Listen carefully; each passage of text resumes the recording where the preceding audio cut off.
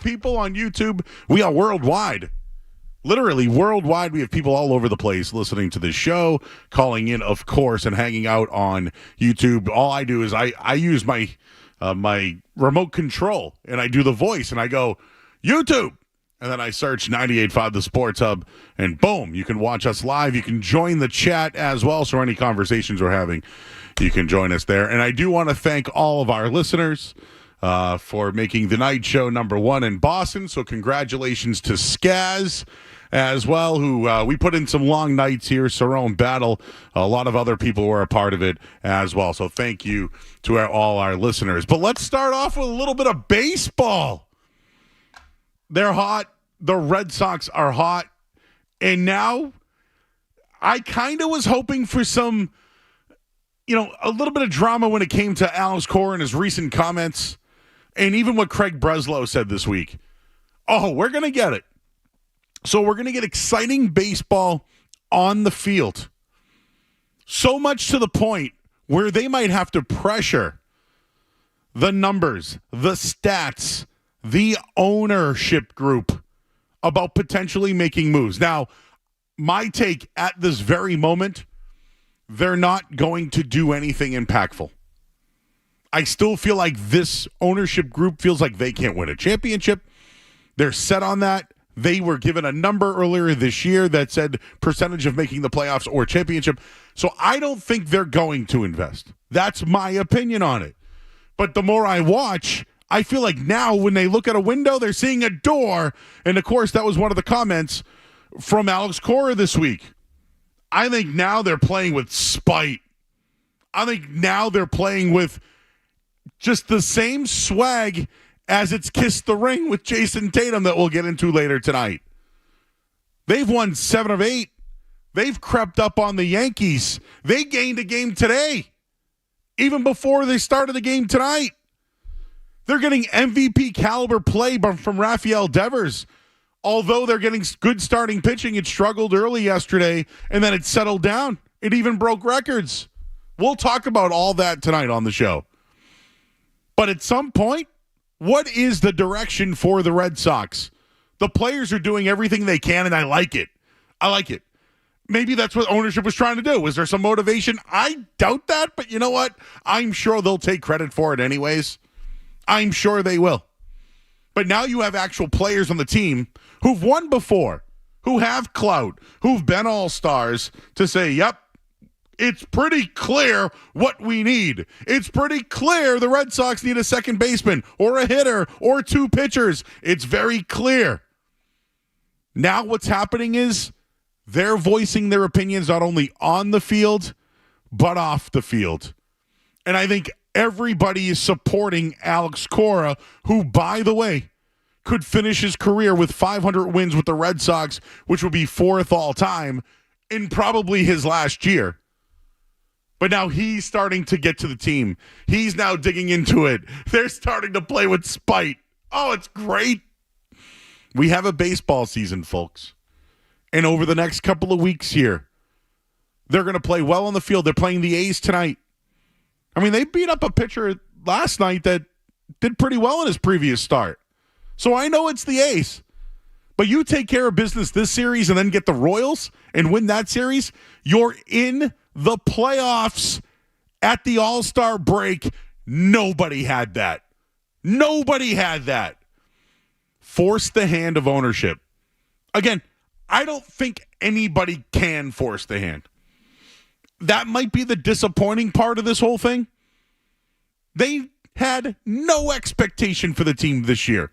None. The way they're playing right now, it's almost as if they're playing for Alex Cora. They know he's not coming back. He's pushing the right button, saying the right things, getting the support now from his teammates. It's, I don't know if it's real. I don't know if this is sustainable. But all I do know is playoff experience is good. It's good, especially for this group with the veterans mixed in. The selling market will be very good, and I know the nerds, they're going to look at that. But maybe just to satisfy the media a little bit or the fan base, Make a move. Make a move. We'll tell you what Alice Cora said coming up as well. We get some stats regarding the Red Sox. And I did want to get in on Brian Bayo, who, broke a record, but struggled early on. And, of course, we know some of his limitations at times. But how did you feel about his night last night? We'll get into the Red Sox. Your thoughts. Are they playing with an edge? Are they playing for their manager? 617-779-0985. We're on YouTube as well. Skaz is here. We got Christina tonight, our intern. She's going to make her radio debut tonight at In or Out. So we'll have that later on. Red Sox talk on the table. And, of course, your calls as well here on 98.5 The Sports Hub. I'm Joe Murray. We'll talk to you right after the break. Don't go anywhere.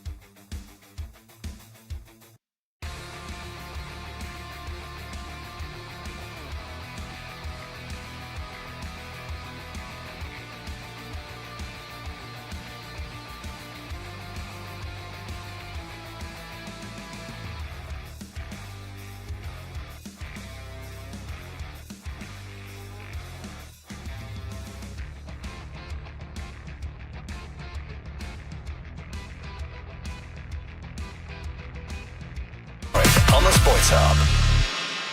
The question I have is, if the right deal is available, that means you will have to take on a decent amount of salary for this year. Would this team do it?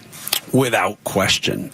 This ownership group, John Henry and Tom Werner, Mike Gordon, the entire Fenway Sports Group partnership have proved time and time again in our 2.5 decades that resources will not be a problem when it comes to doing everything we can to be a winning championship team for the now and for the long term. It is hard, and you have years where you don't meet expectations like we've had the last 2 years. So that is something that has always been a hallmark of this organization, and resources won't be a problem. Now, can we match up on a deal that makes sense? We'll have to see. What are the next couple of weeks going to bring? We don't know, but there's a great feeling in that clubhouse. There's a great vibe in the front office. AC and Brez are on the exact same page about what we're trying to do here. I really think the Boston Red Sox organization have an elite baseball operation right now, and it's a special time. I just hear I hear like the things you want to hear that you want to just pick on. I don't know. I have people like that in my life sometimes, that the one thing they say, I just grab right over it. It's a great time, let me tell you. That guy doesn't say anything. And listen, I want to be positive about the Red Sox because it's about the players. It's about what Cora has these players doing right now. And that's the story this year. Like last night's game, they're playing the A's, but still, the pitcher they went up against just had a complete game shutout against the Angels on July 3rd. Estes, right? I mean, yeah, we went over this. I went back in time last night, but I can tell you the 1990 Oakland A's baseball team, but I could only tell you one or two guys that were on the A's last night. It's still a win. It's still somebody that's on their schedule. And the Sox, 8 of their 11 batters last night reached in the second inning. It's kind of where it all went off. All 9 members of the lineup had hits. Hamilton, Devers, Yoshida, Raffaella, they had 2 apiece. Abreu had 4 RBIs. I mean, they're all, right now, they're 3.5 games back. They've won 7 of 8. And the Twins lost the first game of their doubleheader today, so the Red Sox are now just one game out of the wild card, number 2. They're climbing up the ranks. The Yankees are going down. The quote from Alex Cora was he believes the window is now a door. We talked about being greedy a few weeks ago. We saw a window to move up in the standings, but I think the window is getting bigger. It's actually a door, and we can actually accomplish this. We're going to keep looking up. And I love that. And the Fangraph odds, here we go. To make the playoffs right now, the Red Sox odds, 50.3%. Is that a 50-50 yes, Skaz? I think so. 50.3, 50-50 yes. The percentage to clinch a wild card spot as of right now, 47.5%. To win the American League East, 2.8. We know what Baltimore is doing right now. And to win the World Series, 1.9. And I'm telling you right now, everybody, that's the number that ownership sees. That's the number that they see. What's the percentage to win the World Series? It's 1.9. Less than 2%. That's all they care about. They don't think this team can win a championship this year. I don't know if you do either. I don't. But what makes them any different than some of the teams that are ahead of them? This is baseball. You could be the worst team one year and the next year get right into the World Series. And with Alex Cora, I mentioned his 400th win, the 4th winningest manager in Red Sox history. That's a huge congratulations to him. You know why? Because he's probably out the door. He doesn't want to talk about his contract. And I love it. It's bleeding through that team right now. Veterans, young players. And I go back to the old days for the Red Sox. And when I say old days, 2003 on. They mixed in their veteran players with young players that they developed. That's exactly what's going on here. And they're going to get a bunch of players to come back. Tristan Cassis, right? Hendricks is going to come back. They're going to get pieces. But there was an article. I saw John Tomasi, NBC Sports Boston, mentioning that if Boone is out in New York, is the next destination for the manager of the Red Sox right now, Alex Cora, the Yankees. And I say, why not? Huge pockets, great team, wants to win. It'd be it would be great. It'd be great. No, this isn't a Johnny Damon thing. And I've done this on this show multiple times, sir. For your new listener tonight, I am rooting for Alex Cora. I'm rooting for him to do well. I'm rooting for the Red Sox to do well so he can leave here because they're not going to pay him. They're not going to give him what he's worth or what he deserves, and he has no control. So he's going to get paid somewhere. Craig Counsell did it last year. It's going to be Alex Cora this year, who's a damn good manager in this league. We had Steve Buchanan on from DraftKings the other night. We asked him, hey, what do you think would be the next destination for Alex Cora? He mentioned the Texas Rangers because of Bruce Bochy's situation. He has 2 years left. Obviously, he's won a World Series last year, but they could buy him out of his last year. Cora could slide right in, and it would be a really good fit for them. A long-term fit to compete for World Series championships, and I like it. And I'm actually curious if there are odds on it, so I'll look for it. But and I wanted to just get into Brian Bayo for a minute here. Brian Bayo had the first 10 outs he had last night were strikeouts. And we were watching it here. I was kind of surprised by it. But it was record-setting. And I think that this team should take whatever they can. But it wasn't the best outing. Right? At times he shows really good stuff.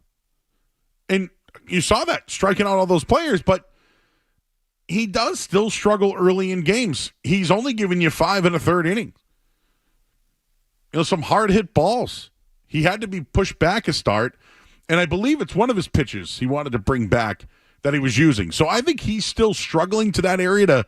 They don't want him to use a pitch. He felt uncomfortable. They brought it back. He did well in his last start. Struggled a little early in this one. He's 9-5. It's good. There's a lot of things to be positive about when it comes to Brian Bayo. But when it comes to top of the rotation guy, he's just not that. At least not yet. And that's okay. But that's a reality for the Red Sox right now. They don't know what Brian Bayo they're going to get on a nightly basis. They know he's got the stuff. He struggles during day games. We know that. He struggles early in games as well. I think better days are ahead for this guy. It wasn't all roses, despite breaking a record. And I want that to be something that the team should focus on. They need front-end help. Although he's certainly providing the number at 9-5, his ERA's in the 5s. They got to support him a little bit, and that's why making a move should be really important for this team. 617-779-0985. That's the number if you want to jump aboard. Let's start out with Chase. He's in the car. What's going on, Chase? You're on the Sports Hub. Hey, how you doing? So you've been hitting a lot of good points, and I'm going to be quick. It's just more the mentality more than a player that I'm going to mention. But I think it's foolish to think that this Red Sox team is going to win the World Series this year. But what you can do to be positive is you can buy a player that has either term on his contract or is really young. I'm not going to just go around naming players, but one in particular is like Crochet on the White Sox because he's 25 and he has 3 years of arbitration. So it's like if we can get a young player that has talent, we can go and pay that guy. We can't get has-beens. We can't get these washed-up guys anymore. Like we need to go young but with talent, if that makes sense. No, I get you. Hey, listen, all I want them to do is pick a direction. Make a move. Do it. If you're going to be sellers, if they look at that 1.9% as a team not going to win a championship, like what are we doing here? I get it, right?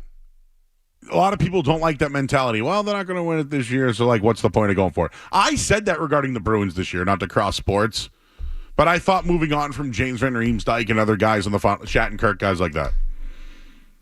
And, like, in the end, did it matter? They got nothing in return for those guys. They finished out, moved on. So, was the take bad? No. Like, I just, it's not a losing take. In this case, though, there are players you could move on from and get a haul. And I'm sure that that's something that at least, Breslow and his team are looking at. And when Sam Kennedy talks, I don't know. He said the team was disappointing just a couple of weeks ago. I'm not sure if he's fully aware of what's going on with the Red Sox actually on the field. Like, I don't think he knows the guys that are coming up in the system or, for that matter, even the guys that there was roster moves yesterday, and I bet you he doesn't know much about these guys. He's not involved in any of that. I think that's what Alex Cora would like more control of, which is probably one of his frustrations with the Red Sox. But when I look at the Sox right now, they're hot. They're playing in spite. And that's a dangerous thing. I think they want to be supported. And it would be good. Imagine some good publicity for the Red Sox. Imagine that, Skaz. Imagine the Red Sox saying, you know what? I got an idea. How about a publicity stunt? How about let's get the fans eating out our hand again? Let's do that. Who's available? Vlad Guerrero Jr. Oh. But you got to ask. You're asking for Marcelo Mayer. Oh no. That's what they need to do. The fan base wants to be involved. They want to follow along. They do. I'm watching right now. We're watching. We're talking about it when there's other stuff going on with a team that just won a championship and the Patriots are starting up next week or 2 weeks. I'm talking about the Red Sox right now and what they're going to do in 2 weeks. But I love the way they're playing. I love a good spite story. Oh, yeah. Owner isn't going to do much. Manager might get fired. They don't believe in us. 1.9% chance of winning it all. Oh, I love the spite that's going through that locker room. 617-779-0985. We got Mike. He's in the car. What's up, Mike? Hey, Joe. What's going on? So I think it's funny, like with Sam Kennedy coming out and making the comments that kind of acknowledging how the team is playing above and then talking about how they'll totally be willing to add. And then you have Breslow not really acknowledging that and not really being willing to give a direction. But if they end up like not doing anything at all now, it looks even worse for both of them because they're both in completely different aspects. Then it's like, well, so you all have the same mindset and nobody really wants to add, but you just want to kind of amuse the people. So, I mean, if they don't do anything at this point, it's going to just cause an uproar with the fan base, and just my opinion. I'm going to listen. Thanks, Joe. No, I appreciate it. And all they have to do is make a move. Make a move that gets people talking about it. It is a positive one and a supportive one. A lot of people are available. You've been holding on for prospects for years. Do something to get people on your side again. And there was a sellout last night at Fenway Park, a reported sellout. Now, when they say sellout over the last couple of years, I call crap. Out. Like, I don't believe it. Last night, the place was packed, and they got a good game. Somehow the A's scored 9 runs. I don't know how they did, but when we looked up, it was 12-9. But you know what? Still a win. And one game closer to the New York Yankees in the standings. 617-779-0985. There's a lot of Celtic stuff going on. We got to hit on that. I've been following the social media over the last hour or so I'm wondering if anything else is going on there. And someone emailed me another destination potentially for Alex Cora. I'll share that one with you coming up on the other side. But first, let's get the Sports Hub headlines. Sports Hub headlines.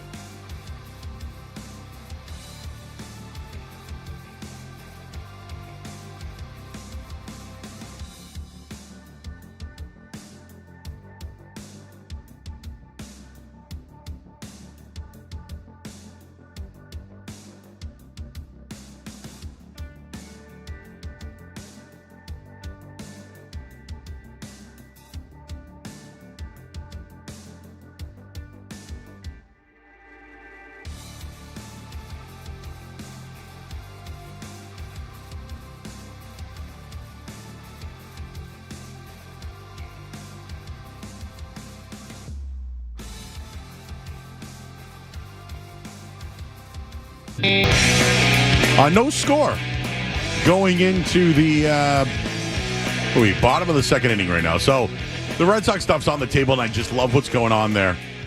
I did want to pay off one more team, though, that Alex Cora maybe could be headed to. I might have some fun with that and write an article on 985thesportsroom.com. I'll make my own odds. What do we call the odds bank, Skaz, for the night show? What do we call that?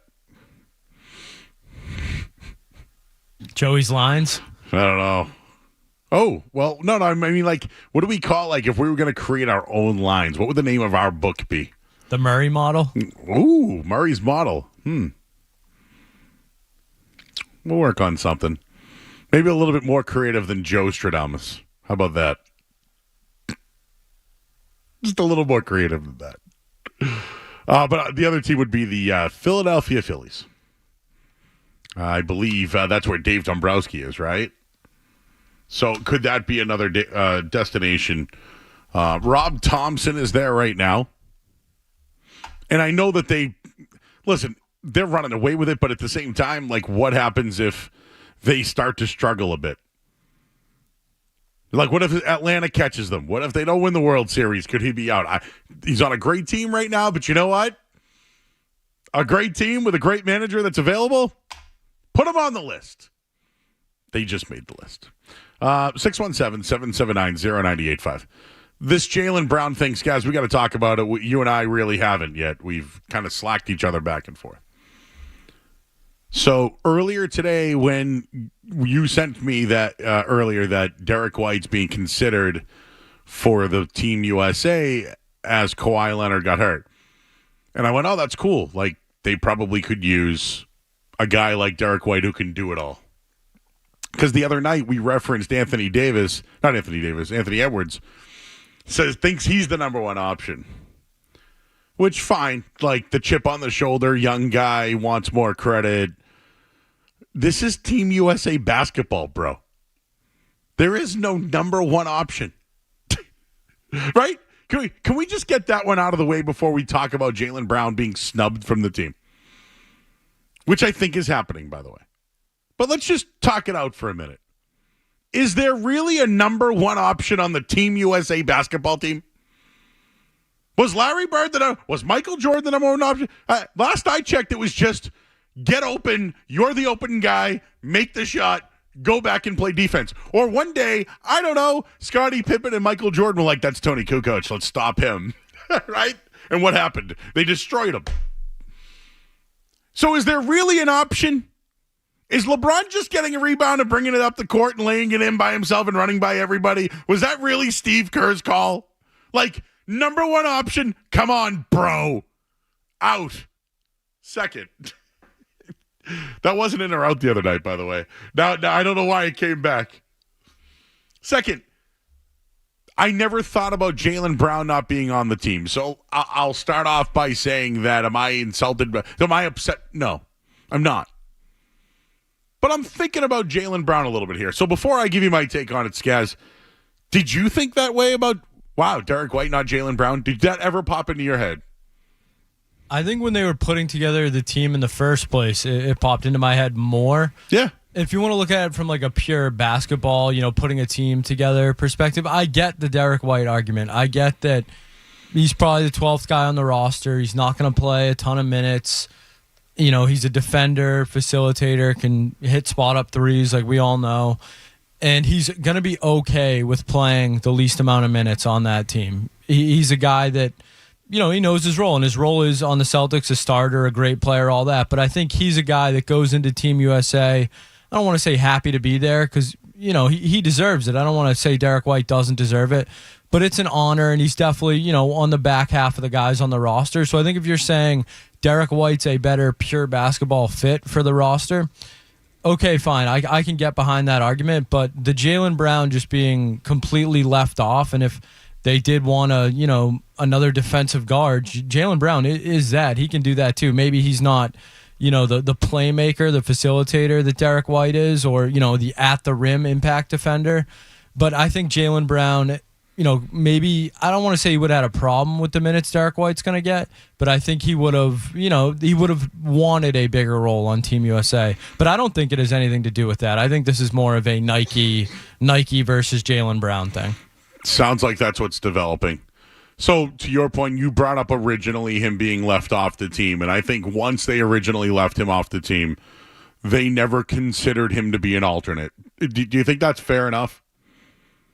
Like, do you think he's triggered by this? Like, Jaylen Brown should be on Team USA. He should be on team, probably over the likes of some of the other guys. White in particular. Tyrese Halliburton. I'd take Jaylen over Halliburton. Halliburton's a really nice player. But he's there for a reason. I'd take Jaylen over Devin Booker. I would take Jaylen over Devin Booker, too. So the Derek White move is not a Derek White problem. I think they looked at it and said, hey, we could probably use a guy that can come off the bench and do multiple things. So I think that's why Derek White's there. If we're just talking about Team USA basketball, that's what it is. But the bigger story is Jaylen Brown, and he should be on the team. And you know what? This is something last night I brought up. Was the Jason Tatum situation, right? Him saying, kiss the ring, call me a champ, all that. I like it. I think when you win a championship, you can do that. I also think maybe with the pressure off him, and I say pressure meaning he's won one now. So he didn't play well in the finals. He played great. He didn't shoot well, but he played great. I still think there's another level for Jason Tatum to go. So I'm not satisfied with one championship. He shouldn't be either. And I don't think media or the fan base should think that that's what the reaction was when he says, call me a champion. Because when you win, that's what you do. That's what you do. He's not peacocking. He's not happy with one. He even talked about winning more. With Jaylen Brown here, dude's getting... He's getting stopped by some things that are going on around the league. I don't know if it's his views. I don't know if it's who he supports. It sounds like it's more than basketball. How about that? You mentioned Nike. There's something there. I don't know. I'm sure somebody will look at it and say, Jason Tatum had something to do with it, right? To throw Tatum and Brown into it. I'm sure it's going to come out. You wait tomorrow, Skaz. There's going to be some show that says, do you think Jason Tatum had something to do at Nike where Jaylen Brown doesn't play on the USA basketball team? Because you know what? It's been going on for years. He's getting the Isaiah treatment. Exactly. That's where I'm going. That's where I'm going. But, let's throw in Tatum wanted this boy Derek White because that's his boy. And we love Nike and the sneakers. And they already had the commercial in the bag when they won the championship, right? Oh, get ready. Someone will do that tomorrow. Somebody. I don't know who. Some national person, maybe even a local person in the studio. I don't know. But it's going to get brought up that Jason Tatum's with Nike, that Jason Tatum is boys with Derek White. It will get mentioned. I'm telling you right now, they're going to try to bring up Brown and Tatum again, and can they coexist? Because this is how hard it is to repeat. This is how hard it is to win back-to-back. This is how hard it is once you've won. But when it comes to Jaylen Brown, him and Nike aren't going well. And I'm telling you, you're going to hear about Tatum and White, and did Tatum have a role in it? You're going to hear about it, and I bet you that Tatum's asked about it. But this guy has been snubbed, right? He has been snubbed. All NBA team, right? Now, granted, the guy's gotten paid. Didn't make All NBA, didn't make the Olympic team, was never considered a replacement, but he won Finals MVP, right? Of the NBA championship. I'm sure he's annoyed. I'm sure that's why he has an extra chip on his shoulder. Does he deserve to be there? Yes. This is not, at least, I'm going to say this. I don't think there's a problem between Jason Tatum and Jaylen Brown. But if there's a problem between Nike or Team USA basketball, that's a different story, and I think he has every right to be pissed about it. So we like to play devil's advocate, Joe. It's part of the gig.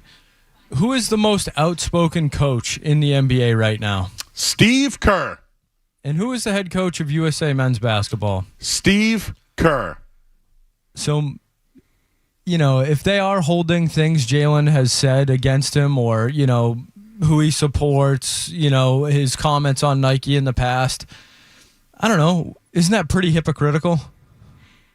Yeah, but you're saying hypocritical of Kerr? I'm saying hypocritical of Nike. Of Nike. Okay, yes. And there's problems with Nike right now. Absolutely. There's a lot going on there. They're putting more into the Oregon football program than anything else right now. But if we're to believe some of these, people are speculating. That's what happens. Unfortunately, fortunately, you want to look at it. When something like this happens, people speculate.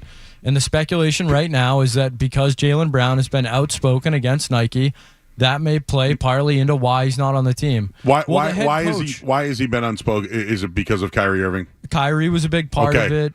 Okay. Kyrie also not on the team, a guy who you could say, might have deserved to be there. Real quick, this is going to get mentioned.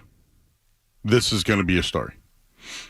Yeah, so for the people that are saying it's because of, his outspokenness or whatever, the head coach of this team is, maybe him or Popovich, if you want to, have that debate, fine. But he is one of the most outspoken coaches in not just the NBA, but all of professional sports. So it's definitely interesting. It's definitely worth a conversation because if you just look at Jaylen Brown, the player, there's no reason for him not to be on that roster. The Tatum, Nike, boys with Derek White thing is going to be a topic of conversation. People are going to bring up, is there an issue with Jaylen Brown and Jason Tatum? And the next thing that's going to be brought up, as you mentioned, Steve Kerr. And the next thing that's going to be mentioned is Jaylen Brown, who's now calling all of those guys out. They're now going to call into question Jaylen Brown's relationship with Kyrie Irving. This is what's going to happen with this. This is the stuff that bothers me about basketball, the politics. Let's just call it what it is. This is politics. And quite frankly, it's been going on for a long time. A long time. And you're right. Kyrie Irving's not a part of this team. And quite frankly, I don't think Jaylen Brown, because of his loyalty to Kyrie Irving, also not a part of it. I don't know who to blame on that one, by the way. I don't really have a dog in the fight in that one. Some of Kyrie's comments I don't agree with. And I'm not trying to slam Jaylen Brown for backing his boy. All right? But right now, Jaylen Brown calling out Nike. He's calling them out. He was an omission when it came to the USA basketball men's team heading into the Paris Olympics. And it doesn't look like he's going to be a part of it. And it just got mentioned that maybe someone else was dealing with something, Kevin Durant. Yeah, they're saying he's not going to play the next two games, but they expect him to be ready to go. So who'd be the backup plan there? Not Jaylen Brown. I'm telling you that right now. Brown took a shot at Nike asking, this what we doing here? At Nike, is this what we're doing here? There is a connection between Nike and USA Basketball. They have a long relationship with the men's national team. Brown's posts are up for interpretation. Though they did get plenty of buzz on social media today, it was curious that Brown wasn't part of the initial 12-man roster, especially after coming off a stellar playoff run with the Celtics. Even without Brown, the Celtics still have plenty of representation on the team. Jason Tatum, Drew Holiday, and now Derek White. Brown's going to be on the outside looking in here. USA plays Canada tonight. We'll talk to Brian Barrett from The Ringer later on about this. But I'm telling you, tomorrow morning, you're going to hear this. Somebody. It's going to be, did Jason Tatum have involvement with keeping Jaylen Brown off the Olympic team? Because now his boy's on there. And I really, now that I think about this, it's great for us. We can talk about it. I don't think this is a story. I think this is Jaylen Brown standing up for his boy. Team USA Basketball has an agreement with Nike. Jaylen Brown has called out Nike in the past, and he's not going to be part of Team USA. That's what it is. That's been going on for years. He has every right to call him out. But I don't think this is a Jason Tatum, Derek White, Jaylen Brown conversation. But this is a Jaylen Brown conversation now. His loyalties and friendship to guys like Kyrie Irving are going to keep him off of potential lists or teams like the USA basketball team. Your thoughts at 617-779-0985. And I did want to just mention a new video game's coming out. Guess who's on the cover? We'll tell you who that is coming up next here on 98.5 The Sports Hub. More Joe Murray coming up on the Sports Hub.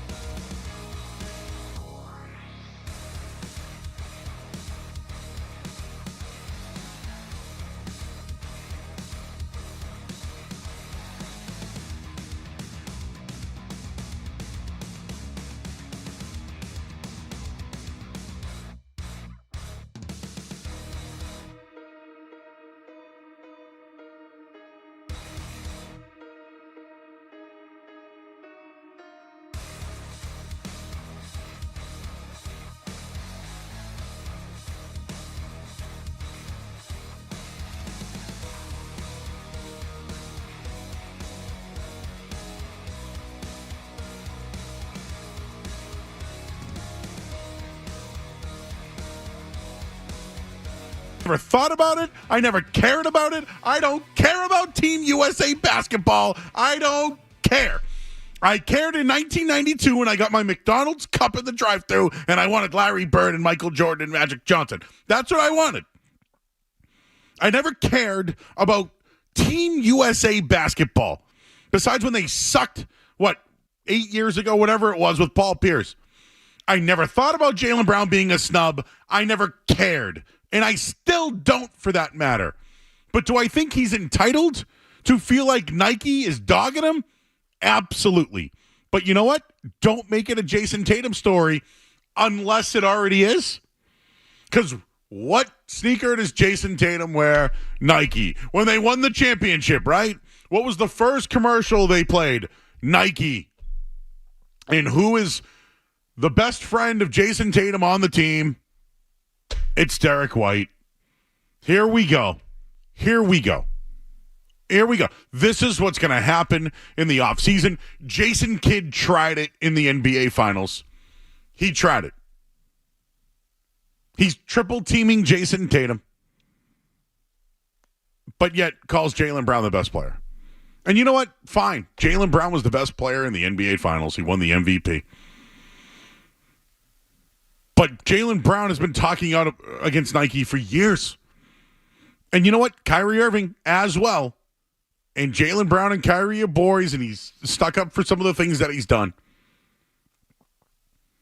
So if Team USA basketball and their relationship with Nike is the reason why Jaylen Brown's off the team, Jaylen Brown is letting us all know. He's letting us all know. It's not the first time he's been dogged this year. He should have been all NBA. He wasn't. I mean, all these things are true. He should be on Team USA. But whenever they made the team, what was it, like 8 months ago? I never cared. And I still don't. But now there's a story. No, the story is Jaylen Brown has a beef with Nike, and Nike's holding him out. Nike is playing politics. That's what's going on. And if Jason Tatum's involved in it, whatever. He likes money. He likes his sneaker. I'm sure he loves Jaylen Brown too. But what? Now there's 3 Celtics already over there, Skaz. Last night, Jason Tatum said he would take the Celtics over the dream team. Now they're all on the team anyways. So at this point, I hope Jaylen Brown sticks it to Team USA. But to feel like Jason Tatum had something to do with it, I'm not going there. I'm not doing it.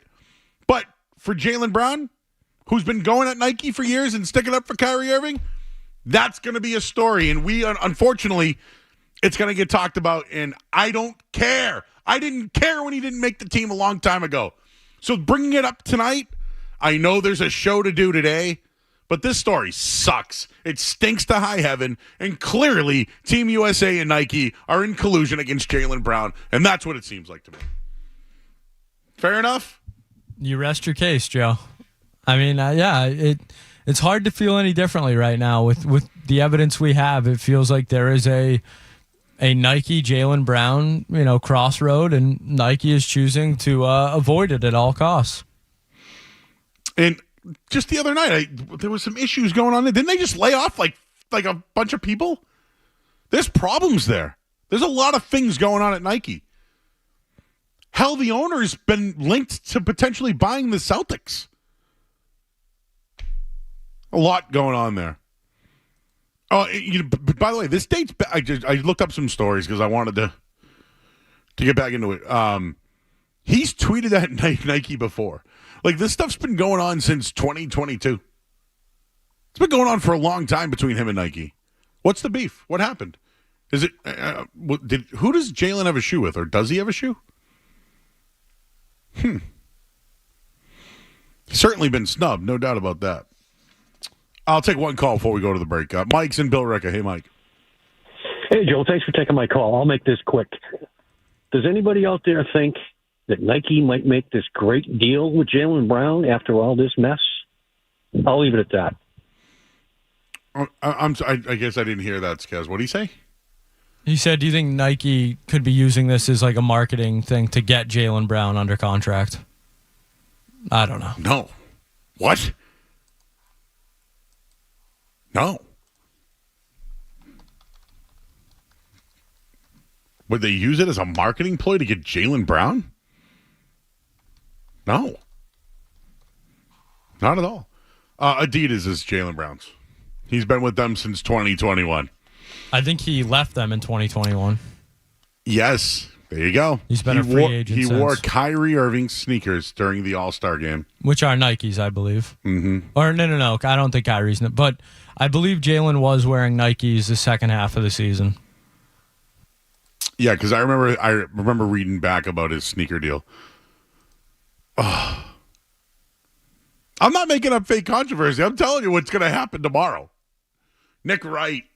Who else? Skip Bayless. Oh, God. Here it comes. Team USA and Jalen. Adidas versus Nike. Here we go. In. Adidas versus Nike? Yeah. Love that one. Well, we'll continue this conversation. We're going to do a little Bruins talk tonight as well. We kind of missed on it over the last couple of days. There was an article from The Athletic linking the Bruins and ranking and how they did in free agency. We'll get into that and continue this Jaylen Brown discussion. He is out from Team USA. We'll get the headlines right now and give you more on that. From the Town Fair Tire Studios, relatable, reliable, and even relentless at times. We're doing it live. This is Boston's home for sports. WBZ-FM and HD Boston 98.5, the Sports Hub. Sports Hub headlines. All right, over at Fenway Park right now, the Red Sox trail the Oakland A's 3-0 in the bottom of the third inning. Nick Pivetta got the start tonight. Well, he's gone 3 innings, gave up the 3 earned, has 3 strikeouts, walked the bases loaded, and then gave up an RBI double, 2 RBI double. So they're down 3-0 right now in the third inning. Jared Duran, the only hit so far in the game. Team USA has added Derek White to their roster. Kawhi Leonard is going to miss the rest of the Olympics. Jaylen Brown, though, upset about it and has taken shots at Nike for leaving him off the team. Headlines, they are brought to you by Safety Insurance, providing comprehensive coverage for your auto, home, and business. Ask your independent agent about safety. I'm Joe Murray, your next update in 30 minutes. Start your day. Ooh, that's a good one. Work through your day. What's that thing we do at the end of the show? And end your day. I'm not giving you an opinion. I don't know. Right here. 98.5, the Sports Hub. All right, back here at 98.5, the Sports Hub. I'm Joe Murray. I don't know. Here we go again. Jason Tatum and Jaylen Brown. So this is a conversation that I think is worth talking about when it comes to the two. The question always was, can they win a championship together? And now it is, can they both coexist? I think that's a legitimate conversation to have. It's legitimate. But I think this is a Jaylen Brown Nike problem. But Nike's biggest asset right now, I mean, besides Michael Jordan, or youngest asset playing in the NBA, is Jaylen Brown. Again, it was orchestrated. We saw what happened. They won the championship. They played the Nike ad. We know their relationship. Tatum. You So, who did I just say? I don't know. Who did I say? Jalen. Oh, whatever. You get what I mean. Thanks, guys. Oh, he's backing me up. That was orchestrated, by the way. The Tatum sneaker deal.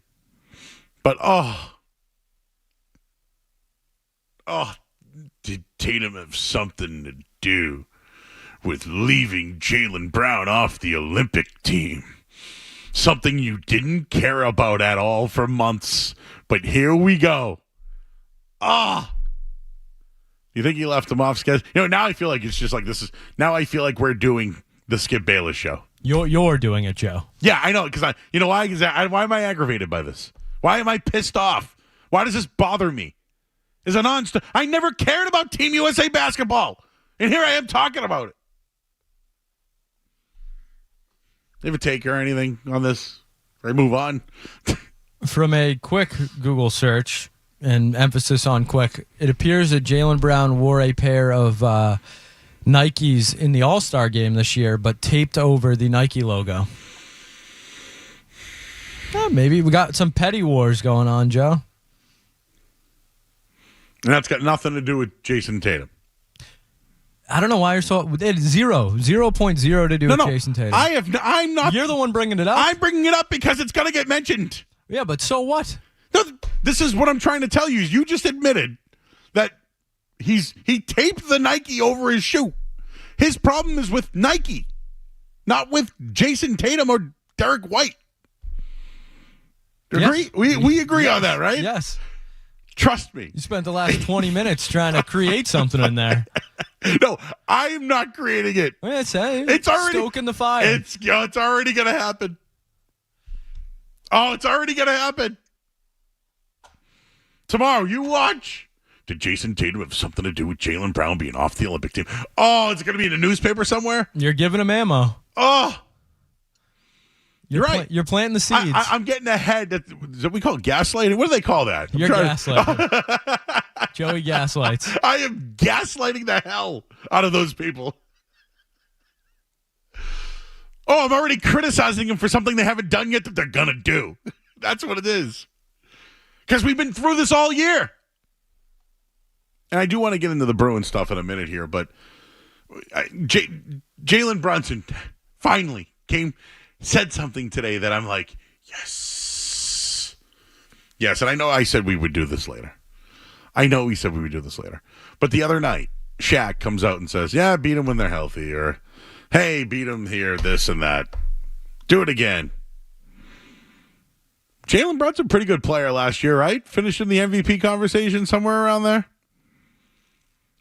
People want to talk about the path, right? Everybody wants to talk about the path. Was the path easy for the Celtics or not? I'll admit it's easy. You know why it was easy? Because they were the best team in the regular season.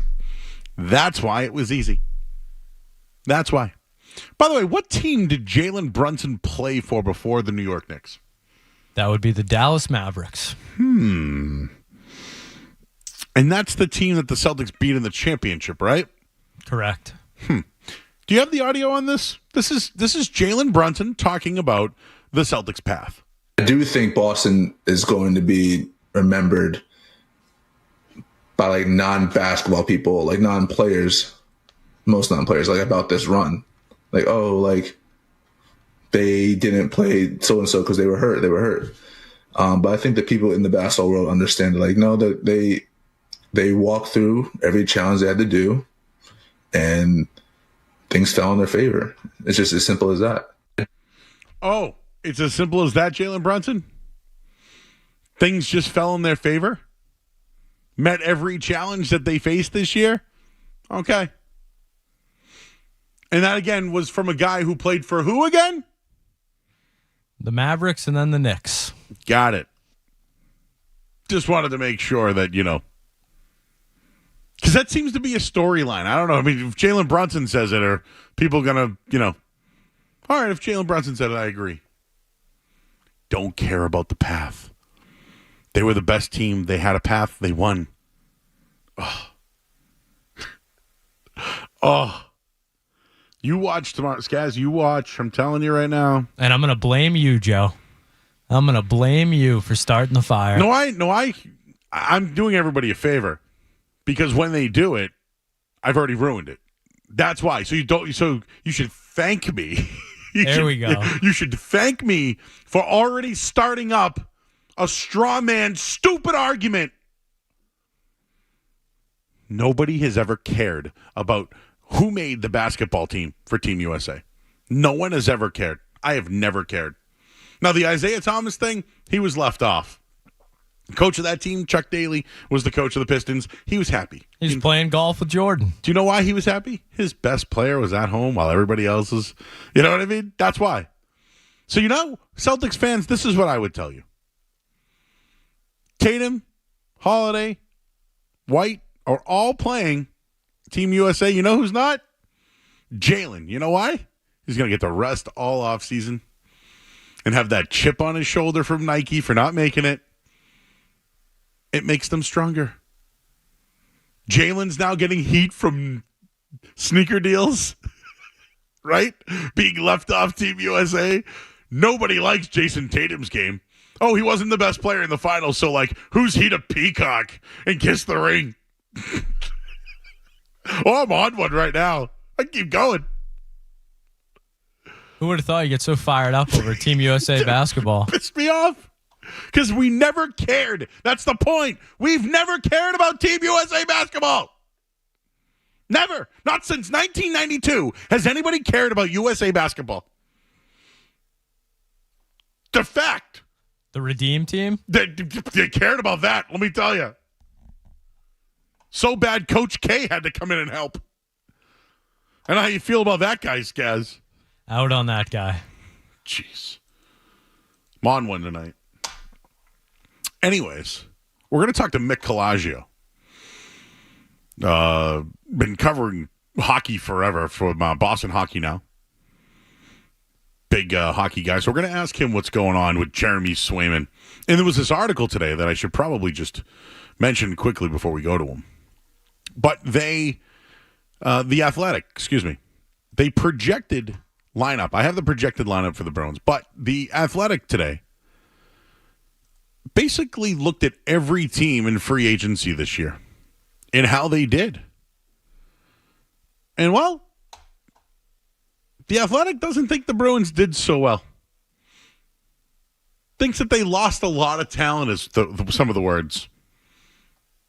We're going to ask Mick Colageo how he feels regarding the Bruins and what else is going on around the NHL. And, of course, we have this stupid story,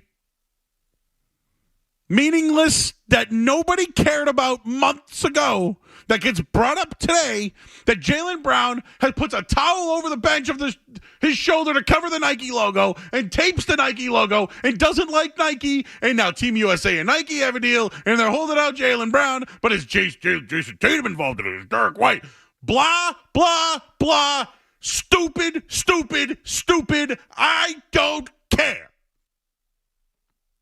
We'll do hockey talk coming up next here on The Sport. Don't go.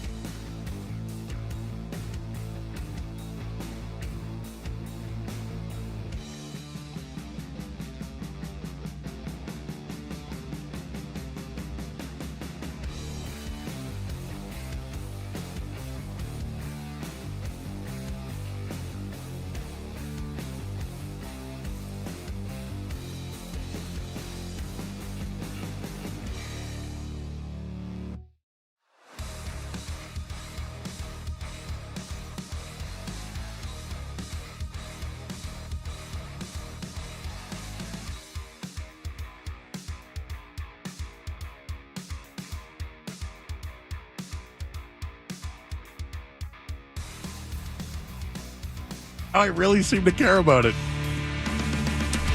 So I apologize, but I am not sorry. Not sorry at all. We need to cool off a little bit. We got to cool off a little bit. So you know what we do? Talk a little hockey. And we'll go to the Volkswagen Dealers Expert Hotline. Welcome in Mick Colageo, Boston Hockey Now, longtime hockey writer. Mick, welcome to the night show. How you doing, my man?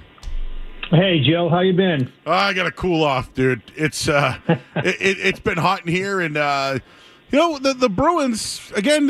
Free agency happens, and they get sidestepped by the Celtics with the big sale that they have. So I don't know if they've got their due yet on how free agency went, but I wanted to bring up an article I saw from The Athletic today, and it talks about the teams in the league and who's improved and who didn't. And one of those teams that are on there was the Boston Bruins, who came in 26th, okay? I thought they had a pretty decent offseason. What are your thoughts on, so far in free agency, how the Bruins have done in free agency? And, I don't know, do you think it's been a success so far? I think it's been huge. How you put the Bruins, I'd love to know what the reasoning is for 25 teams to be more improved than the Bruins are. This is going to be one hell of a league next season. Mm-hmm. I mean, the Bruins went from having one veteran, two-way, three-zone, reliable, sturdy centerman to having two. The matchup potential in that situation, the improvement is staggering. The ability to get the puck out of your zone and not get pinned in is severely affected in a positive way, having Lindholm be the guy back there.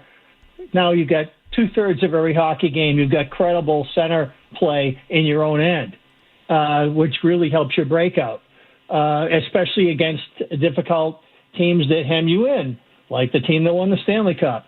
And then obviously on the getting a big physical defenseman in the right time in his career, the same exact time that in his career as Zdeno Chara was when he joined the Bruins, and going through a similar maturation process. Obviously, he's not the same player, but he's going to change the dynamic back there, and I think he's going to really free up Charlie McAvoy, who I think has been too targeted on the forecheck. And I think he's been a guy who gets a little too preoccupied with the next hit that he's going to make or the next hit he's going to take. And he's out there sometimes trying to be both Scotts, Niedermeyer and Stevens. And that's a hard thing to do unless you're Raymond Bourque, for instance. And I just think this is really going to help his game. And so these players are going to make other players better. This is not an aggregate situation like you do figure out baseball teams, or sometimes people look at basketball that way. You can't do that with hockey. These guys are going to help their team be better around them. And that's not only what they do, but how it's going to stack up matchups and how it's going to stack up performance.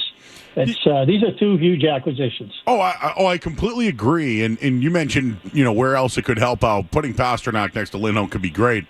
Hampus Lindholm's a guy I'm looking at. Right, maybe to take it a little bit more pressure off of him so he could be an offensive player. Do you think he could add more to the offensive game from the defense position? And I mean, I just look at him and say, well, if there's a numbers crunch or a salary crunch, that's probably the first guy I'm looking at. But do you think they've made these moves so they can try to get more out of him potentially offensively? That's a good one. I will say this, that the Zadorov acquisition came as a surprise to me because I would have expected, given Mason Lowry's playoff, that he would have been a natural to not look back, slide into a regular season pairing with Charlie McAvoy and perhaps in 10-game segments, see how it goes. Now, if you decide in season that, look, he's not quite ready for the long haul here, then you do something to upgrade your team in season. Now, if he knocks it out of the park, then you add depth and you get a winger. But they didn't do that. They doubled down on the need for veteran defense and a roughhouse player who I think is perfect medicine for a McAvoy pairing at this stage in his career. And you brought up Hampus Lindholm, who probably this locks him into a pairing with Brandon Carlo, which we saw a lot of last season. We can talk about it as last season now, right? So, yeah, I think that Hampus Lindholm, I don't think it changes his game as much as it changes what his matchups are and who he's facing and how easy it is to play his game. I think this helps him because the toughest, most physical line on that side of the ice is not going to be his matchup anymore. It's going to be Zadorov's. So it's going to help Lindholm in that regard, and if that helps Lindholm be a more offensive player and play more of the game in the opponent's end, then all the better. He made a brilliant play to win the Toronto series. Bob Beers called it right on your radio station when it happened. When he saw Pasternak starting to gain or even get a twinkle in his eye for the separation he got at center ice to chase that puck, that's when Lindholm drilled it off the glass and made that play happen. So Pasta could surprise his left side D-man and swoop in and end that series the way he did. I mean, so Lindholm's capable of great things, but when the other team has the puck, he'll be less pressed and in a better position to make plays with or without it and defend better because the matchups will be easier because he'll be sharing most of that heavy load now with Nikita Zadorov. All right, talking about Mick Colageo, Boston Hockey Now. Check out their site. They got some really good work. I know you've been doing it for a long time, Mick. How does this Jeremy Swayman contract situation compare to maybe some others that you've experienced over the years? And, why is it taking so long? And do you think the numbers are going to be a little bit lower than maybe the 8-8 that has been floated out there? Yeah, that's a great question because Don Sweeney historically has a way of making people feel like he's going right up against the limits of what he can do or even overstepping it, and then it turns out not to be that bad. Or a guy that everybody was afraid they'd lose on waivers, they don't. He seems to have a little more of a comfort zone for these things than the people who watch his work. What he does, he seems to be okay with it. He trading Linus Ullmark and not going to arbitration, and you say, okay, well now Swayman's got a great bargaining position. Well, yes, he does, but within reason, and it looks to me like things are going to work out just fine. They just got to work out details here, and in my head I was thinking 8 times 8. Maybe the Bruins are thinking, the Tuukka Rask contract, because you're basically looking at your next Tuukka Rask here. You hope like heck it doesn't turn into what happened with Andrew Raycroft coming out of the lockout year, where the Bruins were in that discombobulated situation. They were like at the grocery store on Super Bowl Sunday at 6 p.m. and all the shelves are bare, and they're because their strategy was bad and they let too many players walk, and they had to tell Nick Boynton and Andrew Raycroft, sit still, we'll be right with you, hold on, we have to do this other stuff and build our team before we can get back to you. And as a result, those two guys who had been terrific rookies and then were in great position as young cornerstone players, both had disastrous seasons because they had no effective training camp. They didn't have a good lockout year. What happened in their seasons, in their careers, sort of went off the rails partly because of what happened in their negotiations when they were restricted free agents. So I think back to situations that weren't good ones. You always think of stuff like that. You say, oh, boy, you don't want anything like that to happen. But there's no reason anything like that should happen in this case. Yeah. One of the player or GM would have to purposely go out of their way to make it difficult. They just have to, like Sweeney always says, find common ground. And I don't have any reason to think they won't. It feels like to me like this is going to get done. I'm not sure exactly what day, what month, what week, but I don't think anybody should worry about it. And what do you think they do to replace whatever Jake DeBrusk gave him? If people loved him or hated him, he at least brought speed, could get hot. I think they're big. I think they're slow. Maybe Lizel's the answer here, but do you think they're a better hockey team after this free agency? Way better. Wow. Well, here's the thing.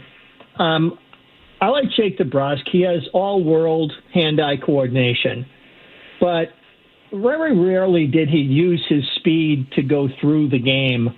He reverted. I feel like he reverted back to a more Bobby Ryan kind of hockey where you're invisible for 58.8 minutes and you try to absolutely torch the opponent in the 1 minute of the game that you're relevant. And I felt like that's became too much of his game. He's trying to swoop in, be the bird you never saw coming out of the sky, and catch his prey and take off before you know what happened or what hit you. And I feel like the Bruins didn't have enough strength down the middle to have their top wingers play like that. Pasternak doesn't play like that. He plays through the game. We know Marchand sure does.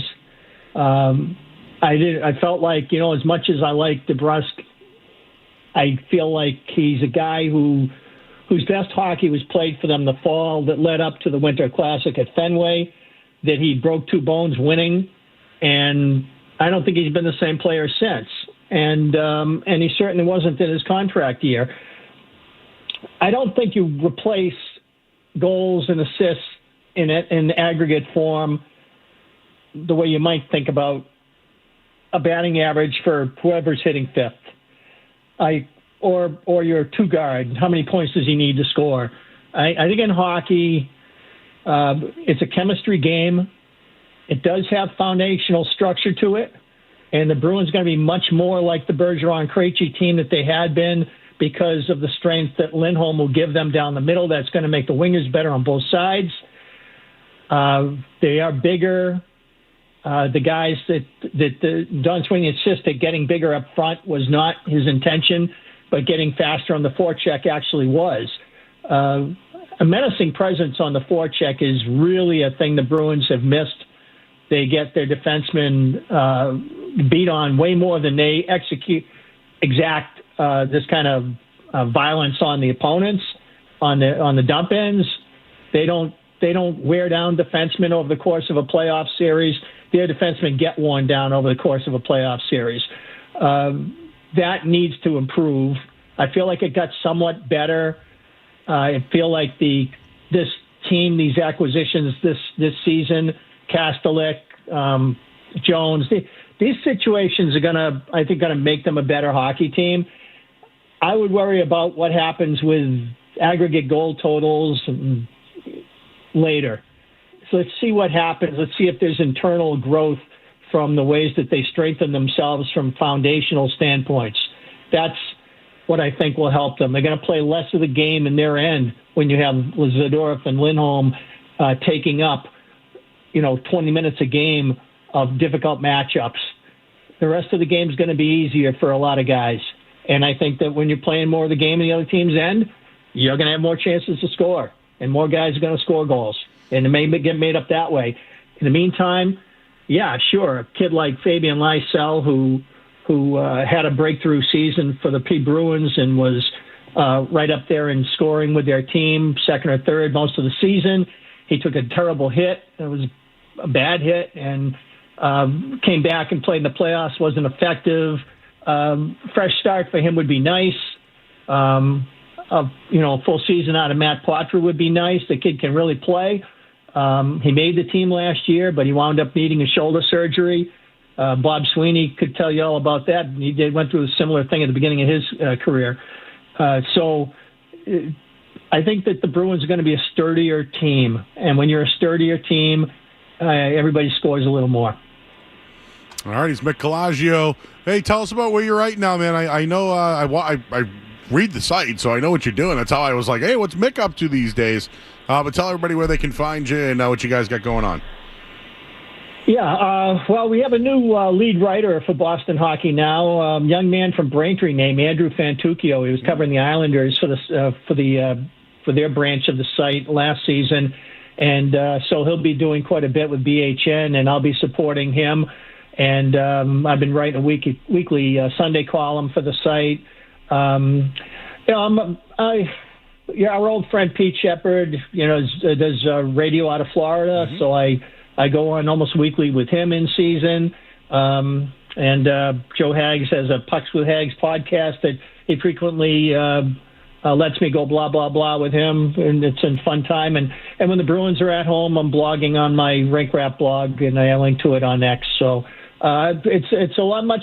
It isn't like the old days when I was at the New Bedford Standard Times, and that was what I did. It's like everybody's got a million little things going on these days. It's a brave new world, and I'm pretty grateful to still be hobnobbing around and being close to the game. Well, Mick, appreciate you taking a few minutes tonight. We'll get you in the mix, my man. Love talking hockey with you. Appreciate taking a few minutes, and we will. I'm sure we'll catch up before the season starts. Thanks, Joe. You got it. He's Mick Colageo, everybody. Go check out his site, Boston Hockey Now. Really good stuff and good work over there. Had to talk a little hockey tonight. I had to cool off a bit. I got spicy. I won't admit it. I'll admit it. I got spicy. Some guy thinks I made up the whole story. I think Skaz does, too. Is that you who's fighting with me on Twitter right now? Not me, Joe. All right. We're getting back to business. We'll do that after the headlines here on 98.5 The Sports Hub. Blah, blah, blah. Stupid, stupid, stupid. I don't.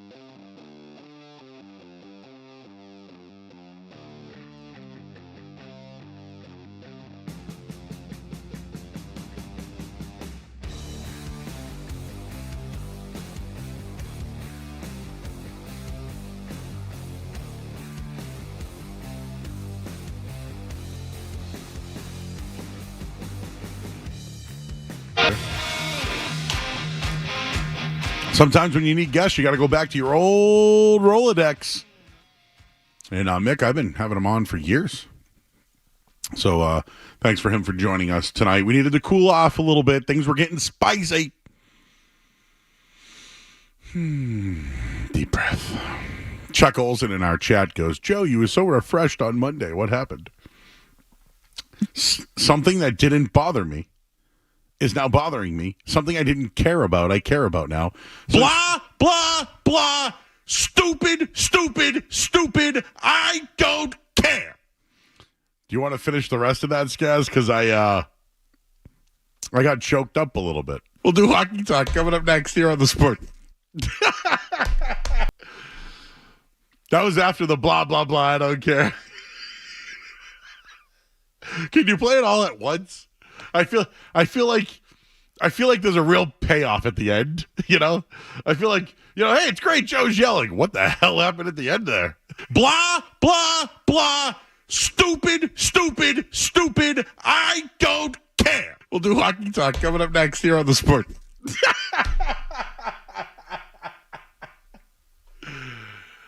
If you can't laugh at yourself, everybody. Can you believe the ratings are this high sometimes? And granted, we had a Celtics championship this year. So thank you to the Celtics for winning. Because everybody wanted to listen to us. We know our stuff, Skaz. I should say, me, Joe, don't care about some things. And then really, really, really seem to care about it. I have never cared about the Olympics or Team USA basketball. And in 1992, I used to get that stupid Christian Laettner Cup, and I didn't want it. I don't care. I didn't want the cup. So I kept going back to get Larry Bird because he retired, but he was going to play with Magic Johnson and Michael Jordan, and they were my favorites. I never cared that Jaylen Brown wasn't on Team USA. I've never cared ever. But tonight it's a story, and I have to talk about it because he has a beef with Nike. But yet, let's talk about Jason Tatum. Blah, blah, blah. Stupid, stupid, stupid. I don't care. We're going to bring Christina in, our intern, tonight. Does she care? I think she cares. About Team USA? Oh, no. You don't care about this story. We're going to talk to her. I got some questions for her. And then we got in or out tonight. But Dean in Shrewsbury, just what's going on, man? How you doing tonight? Good. I think the Red Sox should go after an expiring starting pitcher whose team is over the luxury tax but not in the playoffs. I'm looking at Andrew Haney from Texas, Framber Valdez. Hopefully Houston gets a little farther out, and we can pick up Framber Valdez, or I'm going to butcher this name, Yusio Kikuchi from Toronto. And guys, definitely stick around for Christina. She has a very clear and smooth voice for the radio, so I think she's going to do a great job, and I think she's going to be a great listen. But I think if we get somebody who might cost us a lot of money and is on an expiring deal, then we won't have to give up too much in prospects, and we'll have some money to re-sign our own players. Thanks, Dean. Appreciate you. Those are good names right there. I've heard of Framber Valdez before. Some of the guys I might have to look up because I never cared about them then. But now I have to. That's exactly what's going on with Team USA basketball. So we're going to bring Christina, our intern, in. Christina Longo is going to make her night show debut. And we're going to play In or Out coming up next here on 98.5 The Sports Hub. What's it going to be, McFly? Are you in or out?